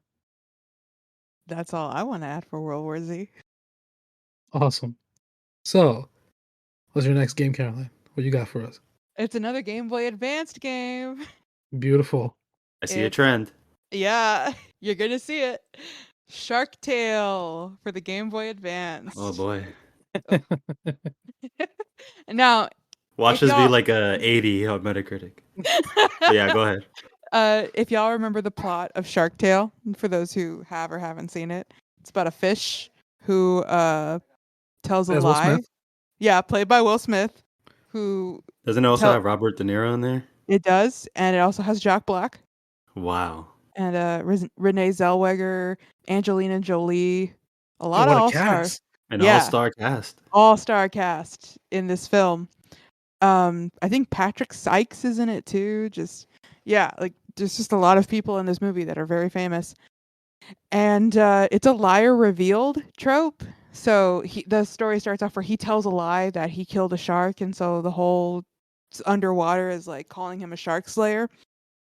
And there's this iconic moment where I think I remember his name was Oscar the fish. He gets, because he's kind of involved with the mafia, because the sharks are also like based off of the mafia, and Robert De Niro kind of plays like the Don Shark, and he owes money to the sharks, and since he can't pay that money, these jellyfishes tie him to one of those underwater pipes or whatever, and they just put him out in the open so a shark can come and eat him. Well, this game is a side scroller, the Shark Tale game, and that was like, I remember the reason I brought that scene up is because that was like the advertised scene, and that's also the longest level in the game. If I remember correctly, the game only has like 8 or 9 levels, and then you're done. And it's a platformer, so it's kind of I'm trying to remember it correctly. I know it's a side scroller. It was really wonky, really clunky, but in the same case of like Chicken Little, it had all the music in it, and the Shark Tale music was pretty good. It had kind of like a hip hop pop in it, like it had that song Car Wash, and I'm looking it up right now. It's got only 25 levels. You're playing the game like the movie. Oh, that's not too bad. Yeah. It's 10 the same. levels is pretty bad. 10 levels is pretty but it's got 25 levels. They're all set like in movie locations, so you're playing along with the film, and the plot of the game is along with the film. There's also like a mini game in it to where you can like graffiti walls, and so you could draw with like the DS little This is all underwater? this is all underwater. You could graffiti with the Game Boy Advance little like D-pad, and then like hold A to spray paint this wall or whatever, if I remember correctly. So this is SpongeBob logic, where you could just do anything underwater? Okay. Absolutely. But yeah, I remember I had good memories of this. It's going to tie in with my last game. I'm not going to spoil the last game. But I bought this game based off of a recommendation from a friend. And she was like, oh, yeah, this game is so fun. Like this game that we were already obsessed with. She goes, you'll love Shark Tank. You know, if you like the movie, you're going to love the game. Shark Tale. Shark Tale, you mean? Shark Tale. Shark And Tale. we Can do you love imagine- Shark Tank, by the way. We do. We do. Can you imagine playing as Mark Cuban? Oh my goodness. Dun dun dun dun Dun, dun. dun dun. So Shark Tale, she was like, you'll love Shark Tale. And I remember asking my parents like to drive me to GameStop And Shark Tale, when I bought it, wasn't even in its case. It was in that little Game Boy case that they had where they would just have all the games out. Yeah, yeah. You Yeah, could look at it through the glass. that's how you know That's how you know. the quality to expect. And I think I bought the game at GameStop for like $3, $3 or $4. And I don't remember. Oh, that's great. Yeah. Let me look up when it was released. It was released in 2004. So I don't remember what year I got it. Good time to be alive. Good Yeah, time I to think be Spider-Man alive. 2 came out around that year. Yeah. So I wonder though if this was the same situation that happened with Chicken Little, because this game came out for PS2, GameCube, Xbox, and Game Boy Advanced. So I wonder If it if has that. a way different gameplay mechanic on consoles, Yeah. I bet it Oh, Oh, I does. know it does. Yeah, it Yeah. does. It has way different gameplay just based off of the Metacritic that I'm looking at right now. 83. Are you really gonna guess 83 for Shark Tale?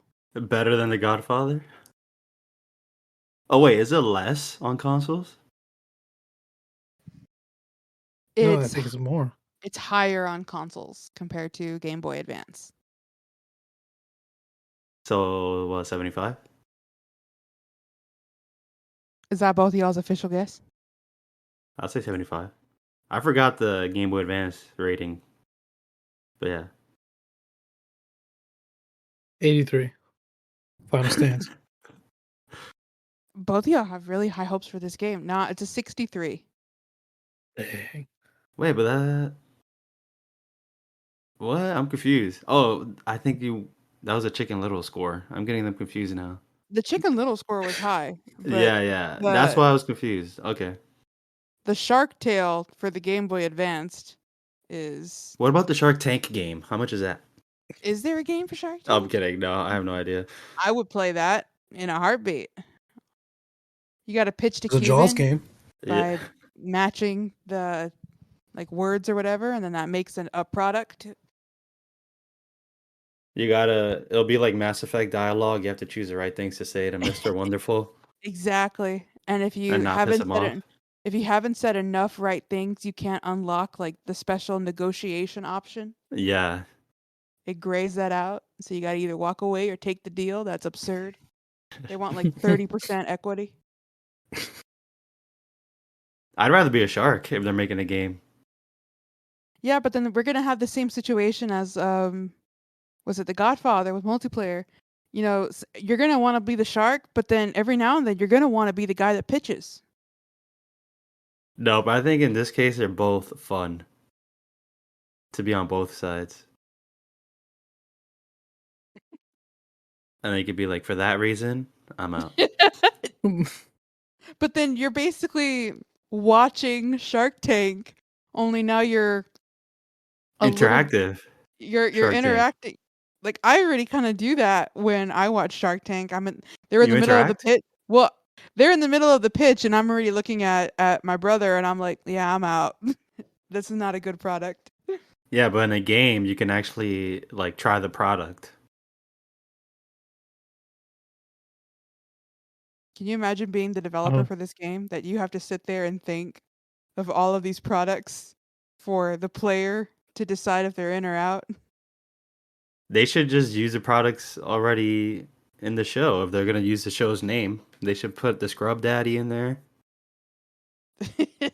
They should put all the failures that got They do have denied as a- well. They do have the Deadliest Catch video game on the Xbox 360. The Deadliest Catch in line with the fish theme. I think I did play Deadliest Catch. Hope it's a free 1,000. I'll play it. At one point, I think it was free, and I downloaded it. Can't remember. I have no Well, interest in these fish games. I love fishing games. Fishing games are cool. Have you ever played Maneater? The one you get to play as a shark and eat Oh, people? I'll play that. Yeah, I'll play that. I think wasn't that available at some point in like Games of Gold or whatever? I think it's on Yeah, Game Game Pass right Pass. now. Yeah. I remember seeing that. I haven't played it, but I'm interested. Didn't we see that with Davey, where there was a category called like games with female protagonists, and they put Yeah, Maneater? Maneater. International Women's Month. Here are some Yeah, games featuring female protagonists. Maneater. Maneater. She's a man-eater. What? Is there anything else that you want to add to Shark Tale, Caroline? No, I think that's it. I guess I just want to look up if anybody is interested in buying it, but You could do that. Shark Tale, right? Like the Game Boy Shark- Advance? Like you're checking the price on Amazon and stuff? correct. Oh, okay. Let's see here. So, the Game Boy Advanced Shark Tale. You know, I kind of feel better for buying it for like $4 at GameStop. It's $10 on Amazon. And that's with the case and everything, or just the game alone? According to this seller, it's brand new. Yo, $10. So that has a case. It And It's that has gotta a have a case. case. Yeah. Oh, That's a $7 beautiful. case. And manual. And it comes with a manual too. That's a rarity. It comes with a manual It's so rare today. with a case. That itself is $7. And then the game itself is $3. I do like that the case for the Game Boy Advance says only for Game Boy Advance. And then next to it's like platform, GameCube, PlayStation, Xbox. Well, that game was made. That version was made only for Game Boy Advance.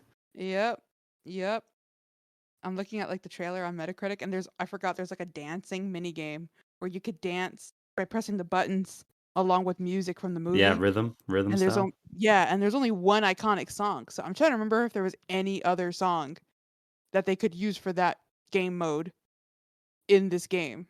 But I remember it. You just reminded me. either I that or they're have. just Sorry, go ahead. dancing. I'm sorry, I'm just thinking they're just dancing to Car Wash like all the time. Yeah, because that's the only good song in there. And I have the video now, Game Boy Advance cartridge, of Shark Tale in my collection. Carl, you have it. Yeah, I have 2 video now cartridges. I have it in my hand. What does that mean? That's a movie? So yeah, video now is a Game Boy Advance cartridge. And they literally legit put movies or TV show episodes on the Game Boy Advance Yeah. cartridge. So I think I had the Shrek one of that. I have Shrek 2. You have Shrek 2? P? Carl, how much Do you have want? Shrek also or Shrek 2? No, like, all right. So I have right here the Nickelodeon Nicktoons Collection Volume 1. And then I have Shrek 2. The whole movie Shrek 2. Wow. Carl, how much do you want for that? I'll buy that from you. See how much is going on eBay. How much is it? That's got to be a lot. Shrek That's a treasure. 2. That's a piece of gold you're holding. What was it called again? The movie now, or what was it called? Video now. Oh, so it's Shrek called 2. the Game Boy Advance Video. Video. Oh, Game Boy Advanced movie. That's got to be like legit. $30. It's on Amazon. Only How much? one in stock, and it's $77. Carl's rich. Oh yeah. He's so rich. Finally. Carl, Finally Carl's get paid over. off I'm gonna after PayPal you, 20 Carl. years. More after the pod. So I want- it's fun. You want this? You know, it's funny because the resolution on these things are only 240p. I just made the joke that it was 144, so it was only 100 more P's more than that. Yeah, like it's really pixelated. But at the same time, I remember it was when I was going to sleep at my Game Boy Advance SP, and I was just watching it on my Game Boy Advance. It looked great. I mean, it was entertaining. You know. I imagine while you go to sleep. Somebody else than you. No, my swamp. That Yeah. you're getting that confused with me because that's how I would go to sleep. I had Shrek 1 on the Game Boy Advance, like the movie. The audio has to be terrible. The audio. It was like you know how now there's like that meme where they blow out the speakers, and Yeah. so all you're hearing is that's how it Ladies was. and gentlemen, we got him. It's like Like the weather. so that's how it was for Shrek 1 on the Game Boy Advanced. It was just like Always blown out. there was only blown out or super low, you can't hear it. There was no in between. But beautiful, graceful quality Okay. when it's super low. Absolutely. Yeah. Absolutely. It was like a silent film, like a masterpiece. It was funny because it was sucks is that I have the Game Boy player from Nintendo GameCube, so you could play Game Boy Advance games on the big screen. But the Game Boy player is not compatible with Game Boy Advance video cartridges. Oh, that sucks. I would love to see that blown up on a huge Yo, HD TV. It would be I was so just about to say pixelated. that. I was gonna say, Carl, you gotta bring it. We're gonna put it on a projector outside, and we're gonna watch it the way God intended. A on that 240p on that 240p Game Boy Advanced. casted to a 55-inch 4K HDR Why stop OLED. there? Let's put it on a projector and blow it up and just put Yeah. it outside. I'm legit That's would bring it amazing. December if you want me to. I would Yeah. bring it on. But yeah, it gets If the it job works. done. Oh my goodness. Yeah, but yo, like you see all the pixels. It's crazy. All the pixels it was good at its time, I'm sure. It was mind blowing. But seeing it today, it's like, oh man. Like, where's the DVD? I'd rather see the DVD version. No, it's fun though. Seeing it on SP, it is good. It is, because it's a small screen. But yeah. But do we move on to the next game on the list? Yeah, we can move on. Yeah, who's next? I looked up a video of somebody who uploaded a clip of Shrek 2 from the Game Boy Advance onto YouTube. It's wild. I'll have to send y'all this later. But yeah, let's please move on. I could be stuck on Shrek all day. Awesome. So the next game, the third game that I'm going to be mentioning is X-Men Origins Wolverine. Ooh. This game It's came about out. time. This game came out on May 1st, 2009, and released on the PlayStation 2, Xbox 360, PS3, even the PSP, and Nintendo DS. And of course, the 6th gen versions, which is the PlayStation 2. Yeah, I think it only released on the PS2. They didn't release for GameCube or Xbox, original Xbox. But the PS2 version was completely different. And the Nintendo DS and PSP were completely different versions. Like, those two versions were made exclusively for those platforms. And then the 360 and PS3, I played the 360 version, completely different games. And to me, it's legit one of the best superhero games you could play on the Xbox 360 from the Marvel universe. So I'm not talking about like Batman Arkham Asylum, obviously that's DC. But X-Men Origins Wolverine, it came out right after the movie or coincided with the movie. And what's cool about the game is you play the events before, some events during the film, and then also in the future. And what I really love about this game, it holds up very well. The gameplay is awesome, and what I really love about it is that they made the game that you feel like Wolverine. You have a healing factor. It's cool that if you're fighting enemies with they're shooting guns at you, you will literally see bullets shedding off Wolverine's skin, even muscle, and you would see his not titanium. What is it called? The Adamantium. Can you repeat that one more time, please? Adamantium. Yes, you would see his skeleton of that. So it gets like really graphic at times. And again, they do an outstanding job at making you feel like Wolverine because you can also lunge. And you literally Wolverine, he's a brutal fighter. So playing this game, you really pull off executions, you really do strikes that are brutal. And it's just really awesome because it does a really well job at making you feel like Wolverine. And also some of the villains you fight in this game are really, really cool as well. There's even, because it's a game based off a movie, they also made up villains as well, but they did bring villains from the movie, but also just in Sabretooth? the comics. Yeah, so Sabretooth is in there. You also fight the Blob in there. You fight him in the grocery store. That was a fun boss fight. But when you're in the future, you fight a Sentinel, and that was a dope boss fight because it's a giant Sentinel, and it gets really epic. And other characters, and it's really, and the graphics are awesome. They like literally this game was developed by fans. They even have a little like a dev video. You know how they do like dev updates, I guess. Yeah, like a And you hear the devlog. devs. Thank you. Yeah, and you hear them the way they talk about it. They were really passionate about this project, and they did a very very good job. And when the final back compat list was announced, now I didn't get my hopes up too much because obviously this game was based on the IP of the film. Those in terms of licensing, it's very hard for it to be renewed, and or even if it's renewed, because I think Activision is the one that published the game. But yeah, so I wanted to be on backwards compatibility because the way it plays is so much fun and it really is amazing. There's also you could play as the original Wolverine outfits, like his yellow blue outfit, whatever. You could do a cheat code to unlock that, or even if you play, there's certain things that you do in the game, you unlock certain outfits. You can even unlock his ultimate X-Men Wolverine outfit, which is really dope.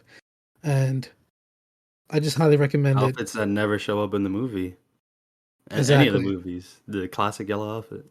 exactly. That I wish there were, but um, it's just Is an it fair to say awesome. this game is better than the movie?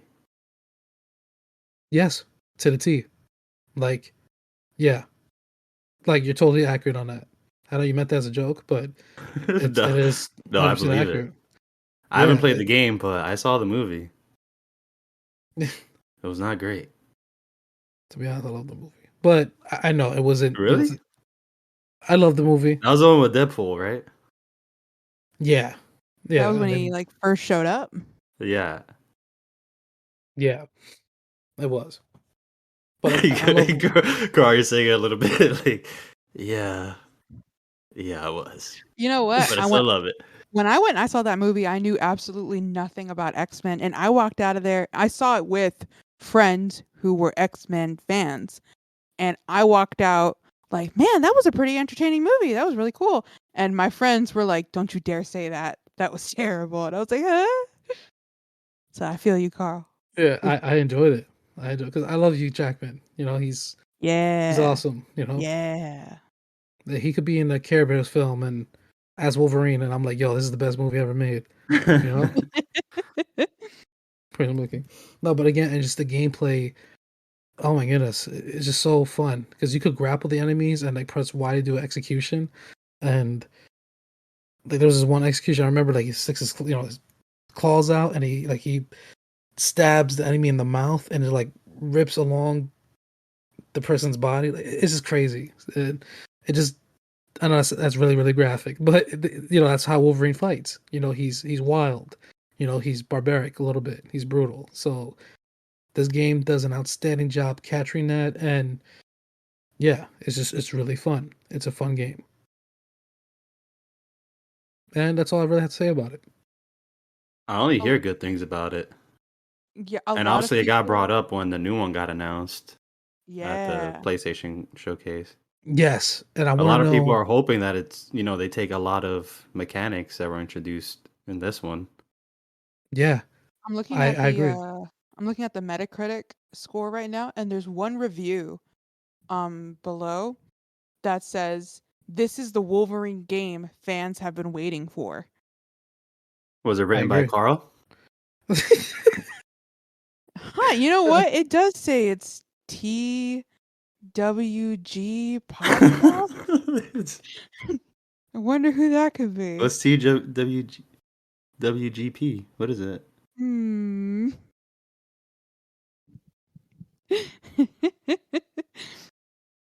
So Y'all what's want the to guess? rating? It's a true Y'all want to gamer. guess that score? No, That's a oh, straight it's 99, no doubt.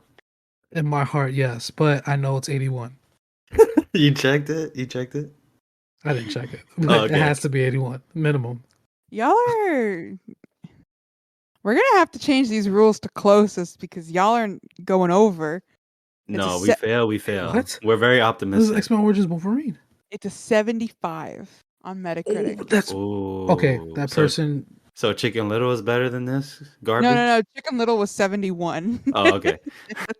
that's our threshold for success. If So it's Chicken better Little than is creeping up on the greatness of Wolverine. Chicken Little is almost as good as It can X-Men stand Origins side by Wolverine. side with Wolverine. They can stand side by side in the 70s with Wolverine, yes. Wow. So many people love this game though. Like,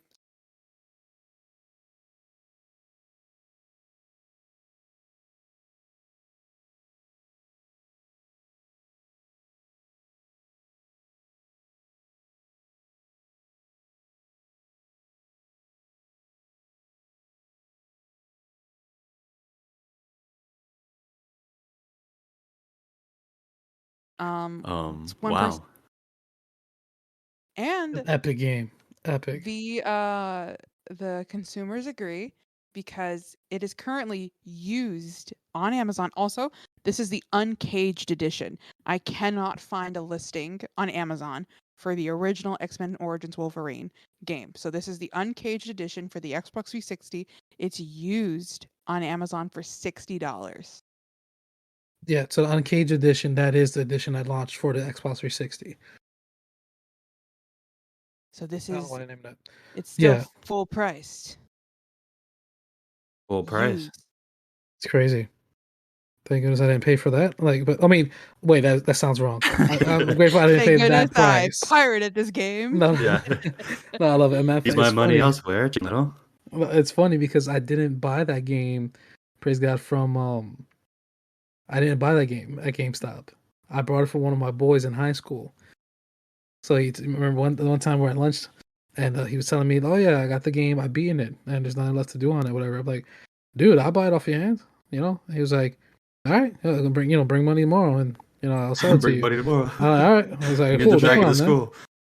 Yeah, it's like, Get the target. yeah, and it was on white powder on it. No, I'm just kidding. Did he No, but give you the game in a brown? yeah. It was like, "Oh, You that little you switch, got you him, my handed man?" him the money and a little handshake. All right. Well, I You had a gave him a- briefcase. I Did had he a little pass it? briefcase, and then there was money in there. Well, that was good. Pop it open, count them, smell them. They're all fresh. No, no, but it was funny. He though, ran it through a 'cause- money counter. All $10 bills, singles. He, All right, he you brought good. it. He brought his boy with him to hold it up to the light, make sure they were legit. They were both wearing sunglasses.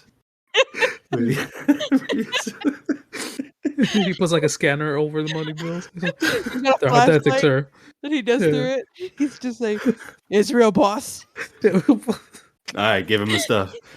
And then another guy comes from the car, from the SUV, hands you X-Men Origin Wolverine. He opens another briefcase, and in protective padding is X-Men Origins Wolverine. And a guy man. picks it up with gloves and hands it to Carl, and he's like, "Here you go. Don't say I don't do you no favors." You ain't hear us, you ain't see us. All right, I'll boys. say he let's go. blessed me with We that out. day. He blessed me that day, my boy. Because in GameStop it was full price. It was $60. But I was like, man, like next day I spoke to him. I was like, all right, man. So are you willing to take 25 for it? He was like, 25. It's a little. I said, man, I'm not sure. That's a little less than I was expecting, and I really wanted the game. I was not gonna take no for an answer, so I was like, all right, 35. He was like, 30. Yeah, that sounds good. And then we exchanged it. I bought it for like 35, or was it 30? I think it was 30. 25, Carl. What do you take me for? You take me Oh, as just some man off the streets? That Well, you back then I spoke really $25. slang. So it was more like, what's up, money? Yeah, you got the game on you? All right, can you open it up? I want to see the discs in there, you know? He was, oh, You yeah, said, go ahead. Daniel. I was like, sure. Yeah, listen, man, I got 25 right now. What do you feel about that? And he was like, it was a little less. I'm like, come on, money, nah. Man, 35. Take it or leave it, 35. huh? Yeah, 35. He was like, all right, I could deal with that. I was like, for sure, homie. Good doing business. Appreciate you. Stay up. Take care, money. It's been good, kid. It's been legit. I felt like I did say that. It's been a good kid because after that movie we saw, Jersey Shore, I think. Yeah. Wait, was it Jersey Shore? No. No. I forgot to- Y'all watch Jersey Shore? Nope. No, we don't. It was Jersey Drive, right? It was Jersey Yeah. Drive. That's the name. Yeah.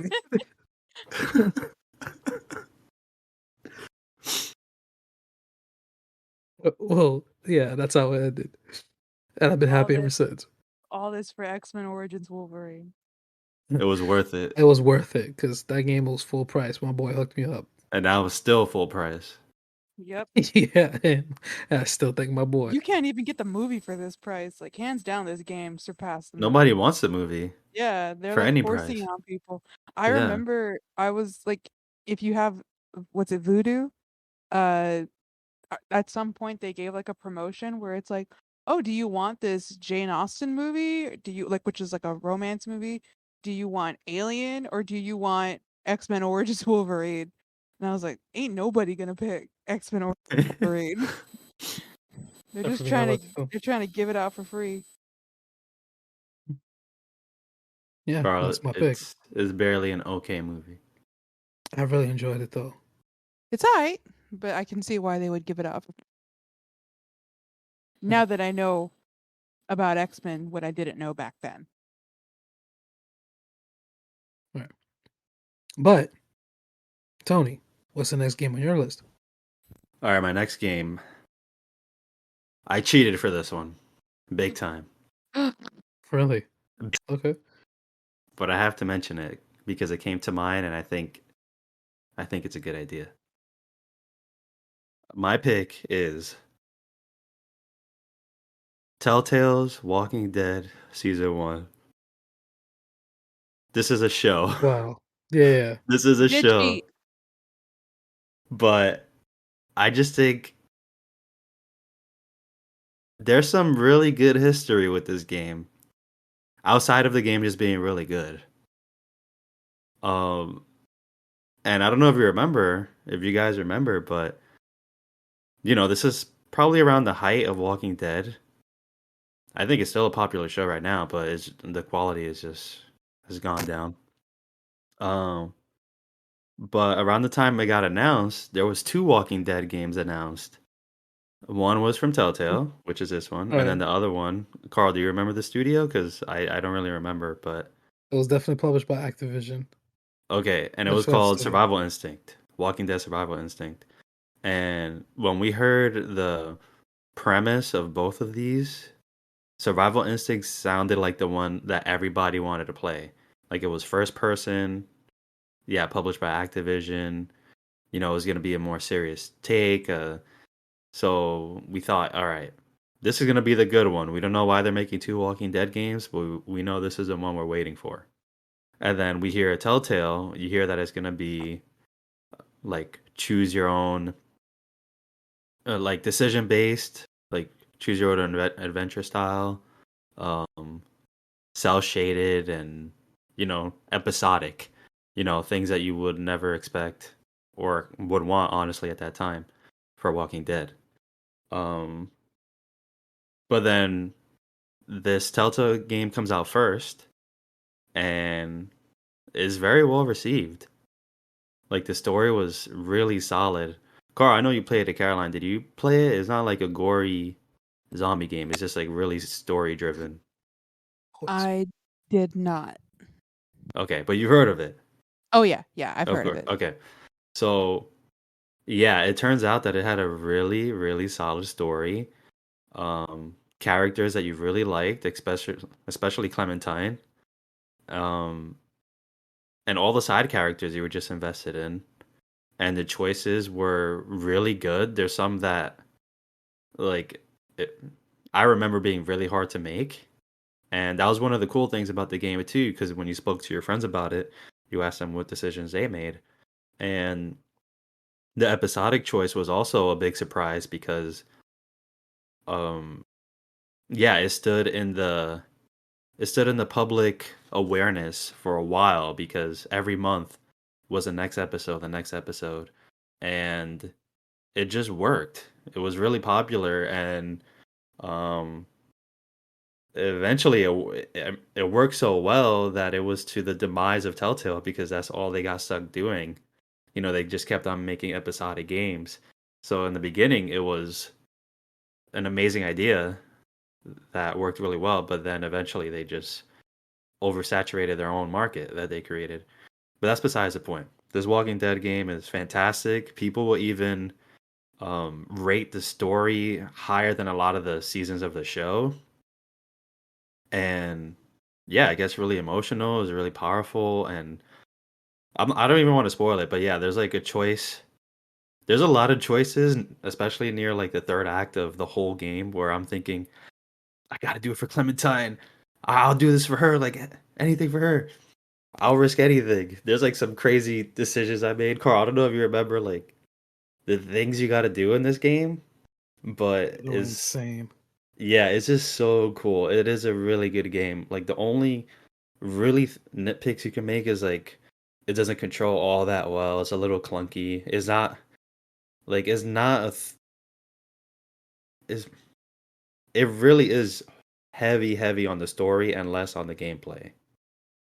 Like the gameplay doesn't feel all that great, but the story is strong enough to carry it along. And yeah, anyone For who hasn't episode played 1, it, I recommend it.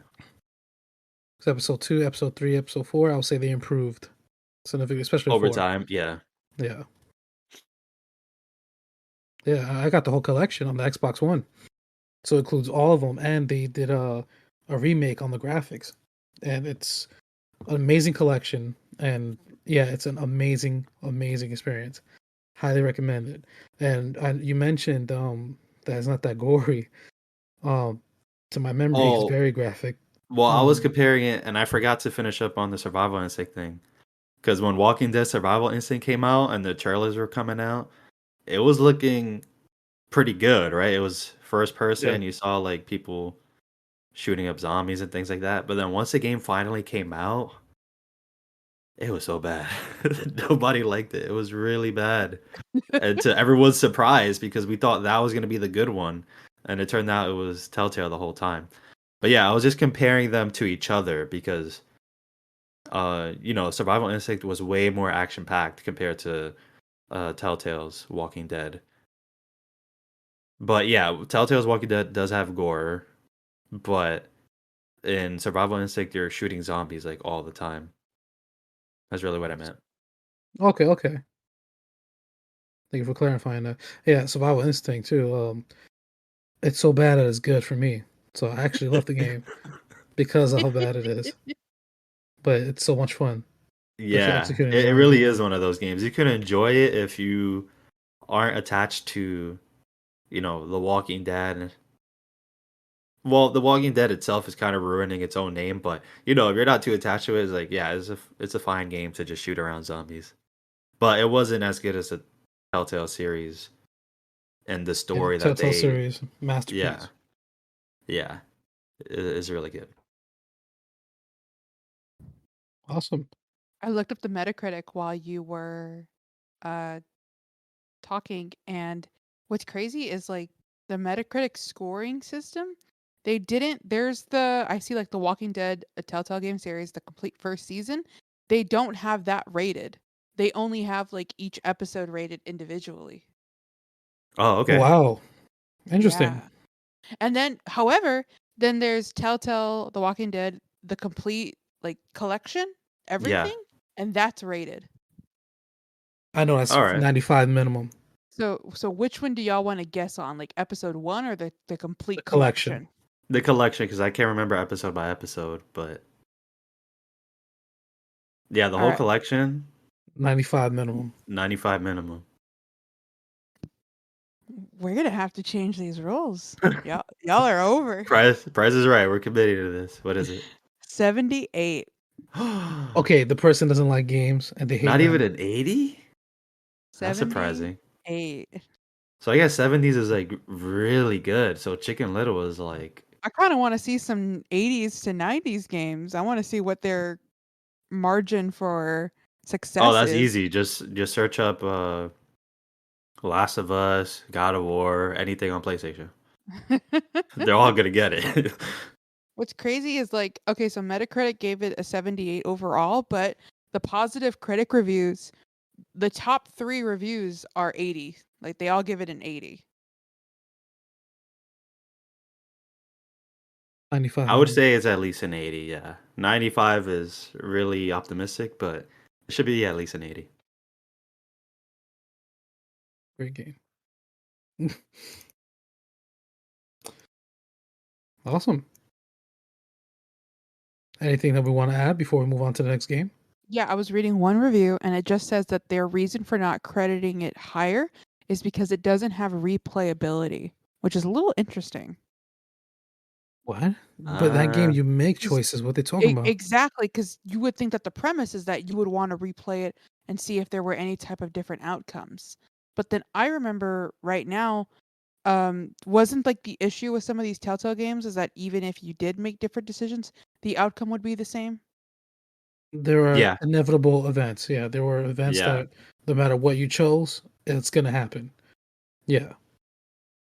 And I think about 2 right now, off the top of my head. No, Yeah, I could so agree with that because I'm one of the players that would not play it again. Like any decision-based game, I like the choices that I made, and that's pretty much my story. I don't want to play it again and see what's different. Except for Singularity. Singularity, I didn't play again, but I just did the final Yeah. decisions for the achievements. Yeah. Yeah. But I didn't replay That it was to fun. see different choices or whatever. it's interesting that they would take that into account when scoring the game. Like, oh, you can't really replay this, so I'm gonna Yeah, that's a score it a pretty little old lower. school way of reviewing, I think, because there's a lot of games that aren't really replayable. Pretty much any story-driven game, it's kind of up to the person where they want to replay it, but there's really no Tony, you reason to never replay it. replayed Spider-Man Web of Shadows though? I thought you beat that twice. You made the evil decisions and the good decisions, Just didn't for you? the achievements again. I wouldn't have done it again. No. But you did I'm replay it to see both sides because of the achievements, correct? I think I did, yeah. I mean, like, I just replayed all the Mass Effect games, and I changed nothing Yeah, you made about the same choices, yeah, right? I Because you changed nothing from when I originally played it on, like, the 360 and everything. I went through it again in the Mass Effect Legendary Edition. So, I just think that it's kinda crazy to take into account, like, "Oh, I can't really replay this, so I'm gonna score it lower since it doesn't have high replayability," when I don't know. I just find that a little, if you were impacted by the story, and like the worst part is they're saying here, like, oh, it has a great game, one of the best stories in video games, but their struggle to find value to replay it, and it's like, mm, Sounds really yeah, it's a off. weird category to grade it on, but oh Because well, I it's can done. understand that with like Peter Jackson, for example, King Kong. Once you played through that once, you earn all the achievements. You're not gonna want to play that again. You're done. So I can see there's no replay value, especially the story plays out the same way. But Walking Dead, I'm sorry, I feel like that's a very inaccurate uh review, I guess. yeah, Or and just for comparison, to call back to it, Peter Jackson's King Kong was an 80, and Walking Dead by Telltale was a 78. What's the opposite of review bomb? You guys want to do that? Whatever the opposite is. We're gonna review Review fluff. blossom? Huh? We're gonna review fluff. We're gonna Review fluff it up. fluff. Yeah. Review Buffett. Buffett, yeah. We're gonna review Buff. I'm down for that. Everybody listening, go and make Metacritic accounts and give an honest, because we can't advertise. Do your thing. Go give an Yeah, we're honest probably going down a wrong path right now. an can we honest monetize? review for Telltale Games as The Walking Dead. And remember what your mom taught you. If you don't have anything nice to say, don't say anything at Don't say all. nothing at all. All right. Industry needs to hear that. But yeah. All right. So Caroline, what's the next game that you got for us? All right, we're moving on from Game Boy Advances and we're going one step beyond to the DS Lite with High School Musical making the cut. Wow. So that's all the time we have for the podcast today, guys. I wanted to That thank was you a so good much for one. tuning in. No, just kidding. No. Go ahead. So I want to hear this one. High School Music. I feel like I'm going back into the B movie rant, but High School Musical Making the Cut was released on the DS in 2007. There are 3 different types of gameplay, which is dance, music, and video making showdowns. It has all of the music from the original High School Musical and the second High School Musical. So it's part rhythm game, but it's also part like there was a Soren. drawing. Huh? Oh, it's a part rhythm game. I was gonna say part Soren. Soaring. Yeah, exactly. Flying. So it's also part like there was this weird mechanic where when you were quote video making, they would have you trace shapes on the trackpad of the DS. And I'm trying to remember what else. There was like a dance. Well, the dance and music was rhythm based, but the dance you would have to swipe left or right, up or down on the trackpad. Versus the music part, you would tap it like a rhythm game, and then video making you would trace this. So who are you playing as? You're playing Troy as Bolton?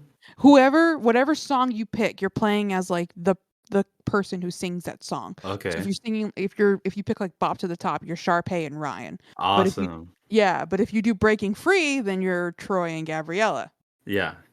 So like that was kind of the fun part about it. And I'll tell you what, this game has what Telltale's The Walking Game didn't. It had replayability because you could like, and those songs are so iconic and beloved. You could go back and you could replay them on a higher difficulty. And then I think if you were able to get the game, like for example, if you wanted to do Breaking Free on like easy, normal, hard, and like legendary hard, you would get like this I think it was like they advertised it as like a behind the scenes photo of Troy and Gabriella at East High or something. Like that was how they that was their way Did of you see gifting it? you. Yeah, I did. I 100% at this game. I beat it. I 100% in it, and I would go back and play it when I was like at church in the parking lot and I didn't have anybody to talk to. I'd open my Game Boy and just start playing High And School talk to Musical. Troy and I'd talk Gabriella. and sing along to High School Musical, Making the Cut. Awesome. This sounds really fun. It was insanely fun. This was one of my favorite games growing up. And this was before I guess I really knew what being a gamer or, like really diving into video games. What is being a gamer, Cameron? What Tony, I ask myself that every day. But this was before I kind of had It's an a idea. gift and a curse. I'll tell you that. The most oppressed group of people are gamers. But this was before I knew any of that, any like deep dives about games. This was before Halo. This was before Sonic. This was the game that got me into games in a way, if that makes sense. And it was just my love for High School Musical. I had a Game Boy that I would have played. This was a game that got you into games? Well, because I had a Game Boy and my parents originally bought it for me and Davey because they wanted other activities for us to do together. So they bought us like Game Boy Advances. And then I didn't really know. So like they got us Mario Kart Racing because they were like, oh yeah, they can play. They were like, they asked the person at GameStop, like, can they play it together? And they were like, yeah. So after that, I had this Game Boy Advance that I didn't know what I could play on it. And I just remember going down into GameStop and like browsing that like case, that glass case where it's like, all right, what Game Boy games they got here? And I saw High School Musical and I was like, I love this movie. I was obsessed with High School Musical. So I was like, yeah, I'll take that. And I think I paid a good price for it. It must have been like $10 or $12 because I remember I had to ask my dad to buy it for me. So it was obviously not a single digit purchase. If it was a double digit purchase, my dad definitely $10. $10 whole dollars. Is this one of those games where there was a console version that was completely different?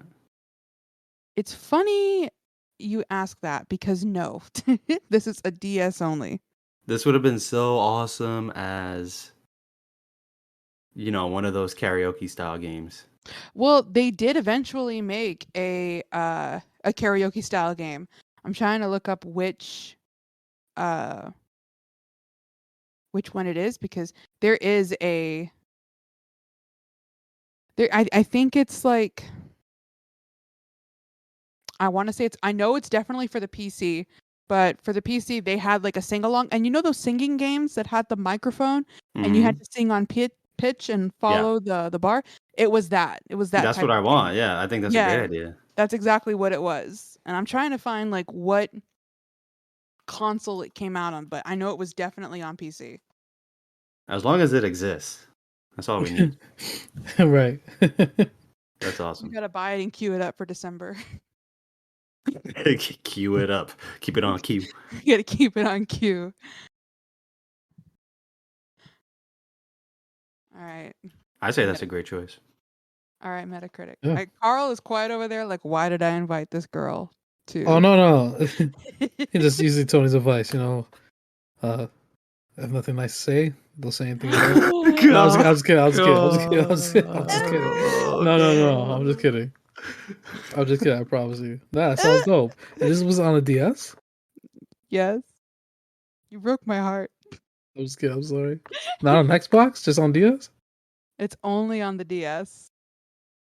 Right. And you mentioned you actually used the mic function on the DS? No. So that was for that sing along type of game was another separate game that was Okay. definitely released on PC, but I don't know what other consoles it was released on.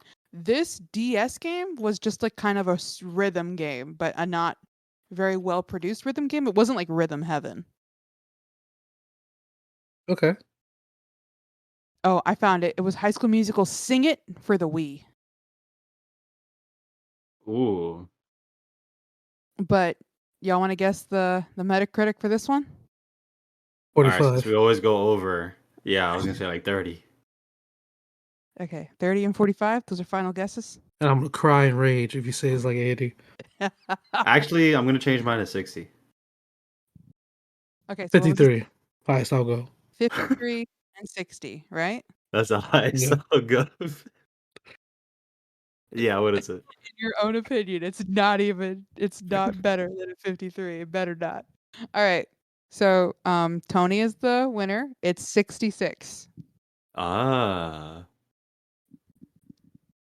So it's nearing that Chicken Little territory. It's inching. It's inching to the Godfather. It's only 4 points away from taking reviewed out the Tony game. Montana. Was it a bunch of 10-year-olds that reviewed the game? That's how it got that score? Caroline, did you review this when you were 10 years old? If you were to the website, would you see a review from a certain Caroline? Maybe. I won't confirm or deny. But I will say IGN gave it a score of 75, Okay, which is Wow. amazing. Wow. I don't know what to say to the wow, IGN. What kind of I don't know how to react. I'm so I never trusted them, Carl. IGN I thinks don't, and this is game why. This is a better great example. than The Godfather, X-Men Origins Wolverine. When you put it like that, it makes me really breaks my heart. You're saying that this did better than those games? According to IGN's rating? According to IGN. Yeah, they need Wow. to stick to movies and not games. They got paid off by Disney. I get it. Oh wait, no, I take that back. IGN gave The Walking Dead an 80.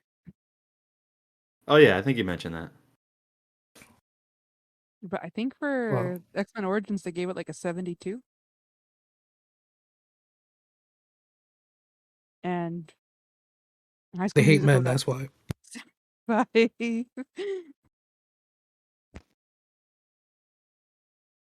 Said men? They hate men. What Like are we Hugh gonna do without Jackman? men? Yeah, and Oh. X-Men, period. Oh, okay. Yeah, it should be called X-Women. How about we try that? X-men, women, and the X-children too. They all count.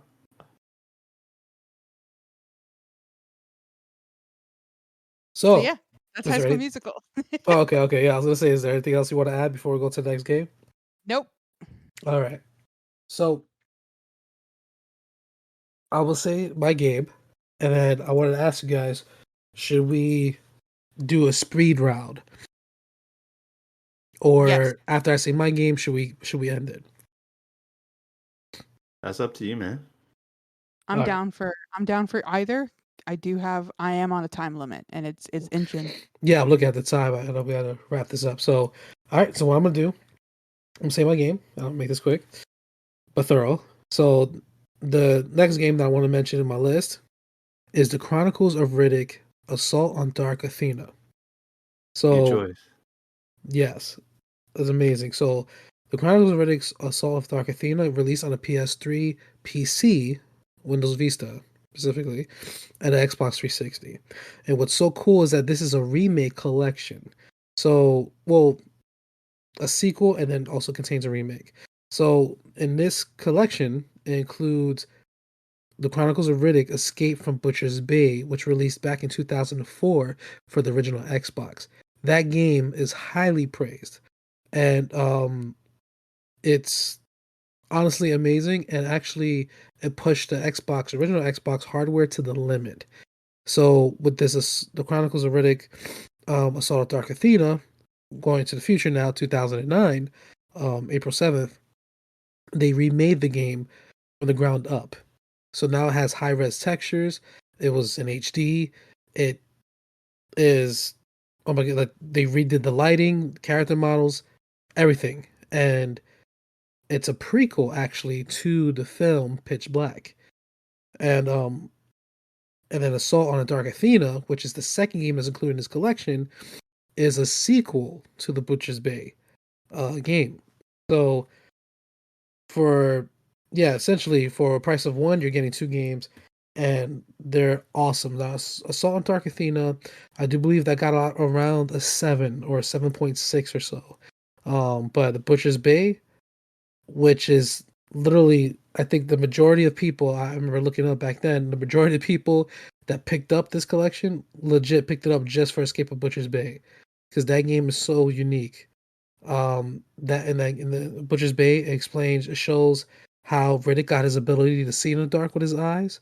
It shows a little bit more of, um, well, the gameplay of that game was so unique. It was first person. The entire game was playing in first person, and there's the first person hand to hand combat is very holds up very well today. And it was very uniquely done, and it's also brutal, and they do a great job making you feel like Riddick, and it's really awesome. The shooting mechanics is very well done too, as well. Very fun, but literally the fighting is where it's at. In that game, you actually get to go to a maximum security prison, and you have to break out. And it's funny because you also have other inmates that are trying to kill you. They have shivs and stuff, and you're Riddick. You get to throw down and show them who's Riddick. And it really is awesome. Um, Highly praised by fans, and literally it's one of the best, not only just the best game that's based on the movie, but just one of the best games I would say ever made. I know it's a high statement, Really? but it's so well done, and yes, and it's highly praised by fans. And it's a shame that it unfortunately did not make it to backwards compatibility on Xbox. This was a game that I was really hoping for, but it did not for whatever reason. What's also Yeah, that's cool about another this one that package, probably had movie rights problems.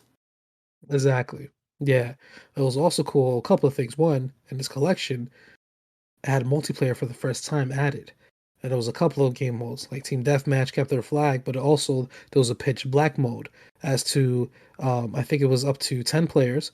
One person plays as Riddick. The rest of the players plays as mercenaries. And you play in a dark level, a dark map. Riddick, of course, he has his eyes, he can see in the dark, but the rest of the mercenaries, it's pitch black, and all they have is flashlights on their guns, and you're trying to hunt down Riddick. It was a very unique mode. It sort of had sort of scary, because Riddick, the only thing that he has is his iconic curl blades and hand-to-hand combat, whereas the mercenaries, they have firearms. You know what I'm saying? But Riddick, he's it's sort of cool. It's like it makes you think who technically has the advantage here. Is it the mercenaries because they have guns, or is it Riddick because we're playing in his ground, his It's environment. always Riddick, man. Exactly. Yeah, and Riddick. it's so awesome. It's so awesome. This was an amazing package. At that time, it was $60, but you're getting 2 games and a multiplayer content, adds to the replayability. And also, the rapper Exhibit was actually featured in this game. Not only voiced, but his actual person was in the game. He plays as one of the top guards, and it's really awesome. He's like, welcome to prison, Riddick. It's awesome. Does he pimp your ride? Right? He says in your cell, I put like 2-inch monitors on each side of the walls, man. Yeah, in your cell. Oh man, no, but it's very unique. I feel like I didn't explain it the best, but um, if you have a 360, you have the opportunity to buy this game. Chronicles of Riddick again, Assault on Dark Athena. You cannot miss this game. This game, literally, it's an outstanding game. So Highly going by the recommend. trend so far, I'm gonna already assume that this game costs $60 still, and since it's a good game, it's a 68 on Metacritic. Carl, you want Yeah. to give your guess? Minimum 83. Okay. On Metacritic, Wait, it's an sorry. Oh, Before you do this, Uh-huh. my answer is gonna be a little different. So, the 2004 on the original Xbox, Escape from Butcher's Bay, that's gonna be minimum 83. But Assault on Dark Athena, which is a whole package, which includes Escape from Butcher's Bay, I think is gonna be 76 on Metacritic. Okay. And Tony, what was your guess? I said 78, but I already heard the sound of an 8 on your end, so we'll see. It I'm was sticking to 78. okay. On Metacritic, it's an 80. Ooh, so glad I However, was wrong. Acceptable, girl? on what's Definitely. so interesting to me is the Amazon listing. On Amazon, the Xbox 360 for Assault on Dark Athena is $100. Brand new. This is $100 brand new. Oh, that's why it's brand new. Huh. $100. Wow. I'm not even upset. Only one in stock. This is worth every penny. Oh yeah, it is. So much more if it was backwards compatible, but yeah, great package. Now I'm curious, real quick. I was wondering if you wanted to look up. What about the Chronicles of Riddick: Escape from Butcher's Bay Okay. back on the original Xbox? Escape from Butcher's Bay Xbox. My rating is minimum 83. Tony? 84. By a hair. Tony wins with 89. You know what? I'm not upset. I'm not upset. 89, that's a great score. 89. Dude, that game was ahead of its time, and it's amazing that game ran on the original Xbox. Because back then, the original Xbox had a powerful Nvidia GPU inside the console. NVIDIA? And thank you. What did I say? Nvidia? And how you pronounce the right name? NVIDIA? Nvidia. NVIDIA. Nvidia. NVIDIA. Video. Nvidia. Yeah. Nvidia. There you go. Nvidia graphics card inside, and it really pushed the limit, which is awesome. So still And holds this up great isn't even today. your last choice, right? Is your last game better than this?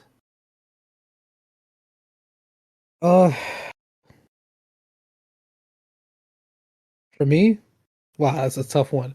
To me, it's up there. It's like Okay. neck and neck. My Okay. last game, but I still have 1, 2, 3, 4, 5, 6, 7 more games. Are you serious? You're gonna do the speed round, Carl. Yeah, I think I just have one game left. I have one game left, and I could say it very quickly. Me too. All right. So let's begin the speed round. Let's get it. All right, Tony? go. All right. This one's gonna be so easy. I'm excited about this one. Clara, I hope you are too. Aliens, Colonial Marines. My best game on the list. I'm not even joking. I love this game. Oh my goodness! I just looked at the And Metacritic. by best, I mean worst. This game Oh. was trashed. Trashed My by God. critics and users alike, and Aliens fans alike. Everyone disliked this game, except for me. And I think I 100% it. I'm pretty sure I got all the achievements. Yeah. I was playing the multiplayer. It had multiplayer. You could play as aliens We and played it. Marines. It was replayable, unlike The Walking Dead. I replayed it many times. I love this game, but yeah, it has a lot of flaws. The controls were okay, the graphics were okay, everything was just mediocre. I do believe the game took place right after part 2, if I'm not mistaken. Yeah, it continues from, I don't know if it's right after part 2, but it takes place like within the time of part 2. So I don't know if it overlaps a little bit or if it's directly after. I believe it was in between part 2 and part 3. Yeah, I'm not to my knowledge. I'm not big into the alien lore because I haven't seen them in a while to like. I think the movies are good, but I just haven't seen all of them, and I don't really keep up with it. But the game, and I think that's why I like it too. I know Alien fans were so upset with this, but it's just really good. It's fun. It's fun. All right. Yeah, I agree. What's your other game, Tony? That was my last one. You want to guess the Metacritic score real quick? I looked it up. So before this, that's why I was saying I think I had the lowest one. But yeah, Carl. Yep.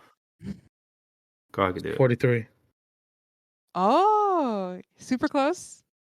Yeah, 48. Wow, that's crazy. All What's right, interesting Carol. is sorry. EGM giving it a 90, but yeah, for my last game, it's Shrek 2 on the Game Boy Advance. Wow. I know. It comes back full circle now. So, this was the game that, in a way, started it all. In terms of from the very beginning, I met my best friend over this game, which is Ashley. We were both stuck at church. Sorry, Davey. With no one to talk. Davey is a ride or die. It's different. We're twins. It's another level. But sorry, Shay. Shay knows. Shay knows I love her. But sorry, Carl. This happened when Ashley and I were. I was 10. Ashley was 12. We were both stuck at church, and we were waiting for our moms, and we were both playing a Game Boy Advance. And I was super shy, but I looked over at her, and I was like, "Hey, what game are you playing?" And she's like, "Oh, I'm playing Shrek 2." And I was like, "I'm playing Shrek 2." And that was it. Like, the whole friendship started from there. That was it. We're still best friends to this day. We're in everything, and it all stemmed from Shrek 2 on the Game Boy Advance. It's an amazing game. It's got a 3-party system, so you travel as Shrek, Donkey, and Puss in Boots, and each character has their own abilities, and it's also like part platformer, part puzzle solving, so you need all 3 characters, and you need to figure out how to use all 3 to get the task done, but you're basically playing through the movie as per, the song and dance goes. But it was really fun, and I remember really enjoying it. And like it just started a lot of good memories. It's one of my favorite games of all time just because of the sentimental reasons. But yeah. Man, that's awesome. That's awesome. Are we gonna guess the Metacritic score or? I have it. You wanna guess it? Yes. 62. Tony? I was also gonna guess like 60. Carl wins. It's 72. What? Better than the Godfather. Yeah, this is messing with my mind, dude. Like, seriously. And Aliens Colonial Marines? They got 48? Listen, once you play it, you'll understand. You're judging it because it's Shrek, but the game once itself you is play really Aliens, you'll understand. No. Why I got rated so low. Save. But yeah, Man, that's that awesome. Shrek 2. I know for original Xbox it was very good. All right, so because I have a lot of games here, I'm just gonna name the titles, and then we will wrap up the episode because I am looking at the time and we do gotta get to wrapping up the show. Yep. So speed round, bear with me. Oh. So the remaining games I had on this list was Wanted: Weapons of Faith. Love it. I love that Faith. you mentioned that. Yeah. March 23rd, 2009, when that game released. The other game that I had was 007 Quantum of Solace for the Xbox 360. I know that one. It released on October 31st in the year 2008. And what's cool is that the 360 version, the majority of levels that you play as in the campaign were from Casino Royale, as to where the PlayStation 2 version of 007 Quantum of Solace, you actually play the majority of missions from Quantum Solace. So it was like a little bit backwards. The 360 version, Casino Royale, PS2, Quantum of Solace. It's a little funny. The next game was 007 Legends, which released on October 16th, 2012. Now, the majority of James Bond fans hated this game to the T because it felt like you played as a Call of Duty character with a tuxedo. Legit, every mission So you you play loved as, it was a game made for me, especially. You had me at Call of Duty. Yeah, dude, it's awesome. There's This was elements an where Alien. you slow down and you shoot up Oh. everything. It felt like a Black Ops campaign, but You get with kill 007. streaks in the campaign. Call of Oh, and a Duty. tactical nuke. It's not exaggeration. It's not exaggeration. You're accurate. Wow, it is really I awesome. wish that was a joke. All right, go ahead. It was good. It was super dope. And very cinematic. Anyway, the other game I was gonna say was Afro Samurai. Now, I was gonna say I sort of felt like I cheated in a sense with you, Tony, because it's not a movie. Well, there is a movie, but it's majority. Well, this game is loosely based on the manga/anime show, and this released on January 27, 2009. It's a masterpiece. I love it. Highly recommend it. The other game that I was gonna recommend was Captain America, that released July 15th, 2011. I love that game for the Xbox 360 because it played similar to Batman in terms of the combat system. It has a free fall combat system. What year did it come out, Carl? 2011, July 15th. Oh. And it coincided with the movie. And this game, it takes place where, I'm not sure if you remember the movie where it does. I remember. They did like a compilation of them going on missions and stuff, shooting stuff, whatever. With the in the Howling game, Commando. you play one of those missions. It's really cool. You throw your shield. You really feel like Captain America. It's really fun to play. The other game I was going to recommend, it was funny because Caroline brought up Shrek 2 for the Game Boy Advance. I was going to say Shrek 2 for the original Xbox. It's an awesome beat 'em up. And it's really awesome. Yeah, it's a really dope beat 'em up. And it was highly praised for that. Beat 'em up sounds good. Yeah, really dope. Shrek, Puss in Boots, and Donkey. It really is good for the original Xbox. Gingerbread Man. Good button. All right, but yeah. And then the last game that I was going to end with a banger. Last for last. It was up there for me with Chronicles, Riddick, Escape from Butcher's Bay. Is Robert Ludlum's. I don't know. Did I pronounce the last name right? Ludlum's.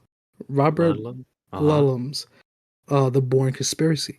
The Bourne Conspiracy. Oh. Yeah, the Bourne Conspiracy. You play as the character Jason Bourne. The game takes place before the actual movie and then during the film.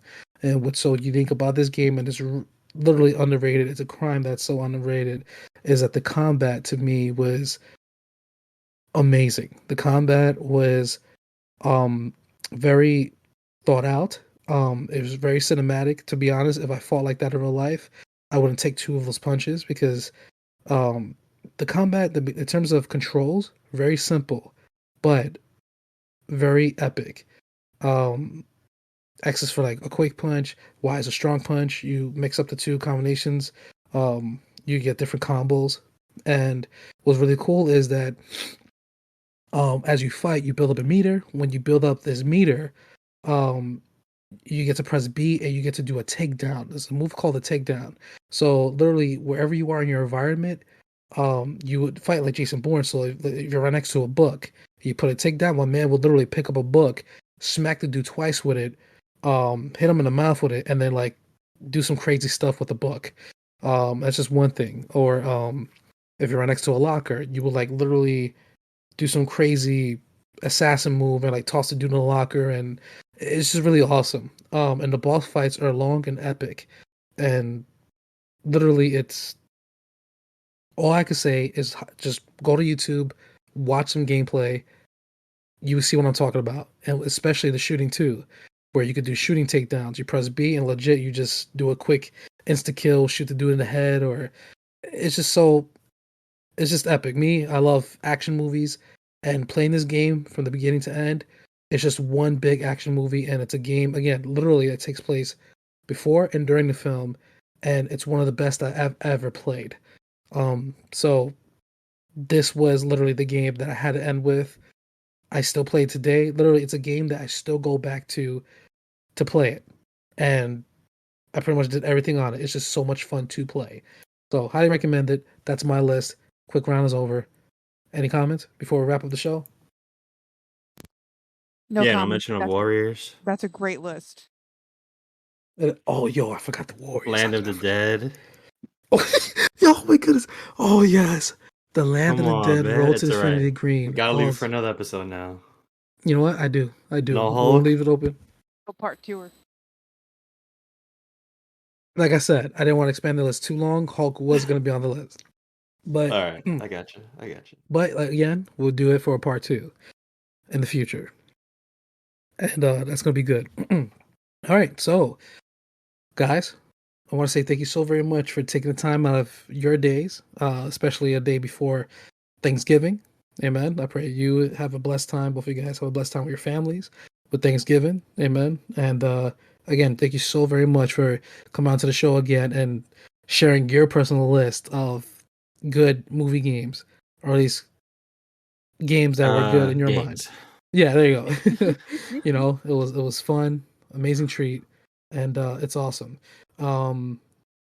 Also, listener, if you have any questions and or topics that you want to discuss here on the show, be sure you send your question and or topic at twgp at questions twgp questions at gmail.com, and or you could send me a tweet at True A Gaming as well. And yeah, make sure you write question Send you a tweet. and write the subject, and then make sure you leave your name so I can probably address you here on the show. Also, stay tuned. I have a YouTube as well. True A Gaming Podcast. You're gonna see some videos uploaded on there too. Make sure you tell your friends and family about it. And please, wherever platform you're listening on, please don't forget to subscribe, follow, tell your friends and family about it. And yeah, just thank you so very much for just tuning in today. Also, Caroline, Tony, where can people find you on the interwebs? And you guys have a show of your own. Am I correct? Tony, you want to say it? You want me to say it? Caroline, go ahead. Okay. Yeah, Tony and I, we have our own show. It's called Elbow Nudge. It's a movie podcast, or also we cover TV shows every now and then, but right now we're doing movies. You can find us on Instagram at Elbow Nudge. You can find us on Twitter at Elbow Nudge, and you can find us on YouTube at Elbow Nudge. So yeah, that's where you can find us. I recommend checking them out, guys. These two, come on, you want to stay here on the show? They're hilarious. And imagine just minus me, and just let's take 2 hours on your day to listen to these two. Is the best time you ever have. You know. We'll get you on, Carl. Don't worry about it. Oh yeah. Oh Oh, yeah. I'm waiting for the invitation. Absolutely. It's gonna be dope. But no, but thank you guys, and yeah. So God bless you guys. I love you. Jesus loves you. My name is One Way Soldier, and ladies first, Caroline. And we'll see you next time. Got to say your name. Oh. Can you cut this part out, by the way? I'll try. But Okay. Go ahead, redo. My name is One Way Soldier, and I'm Caroline. And we'll see you. I'm kidding. And I'm Tony.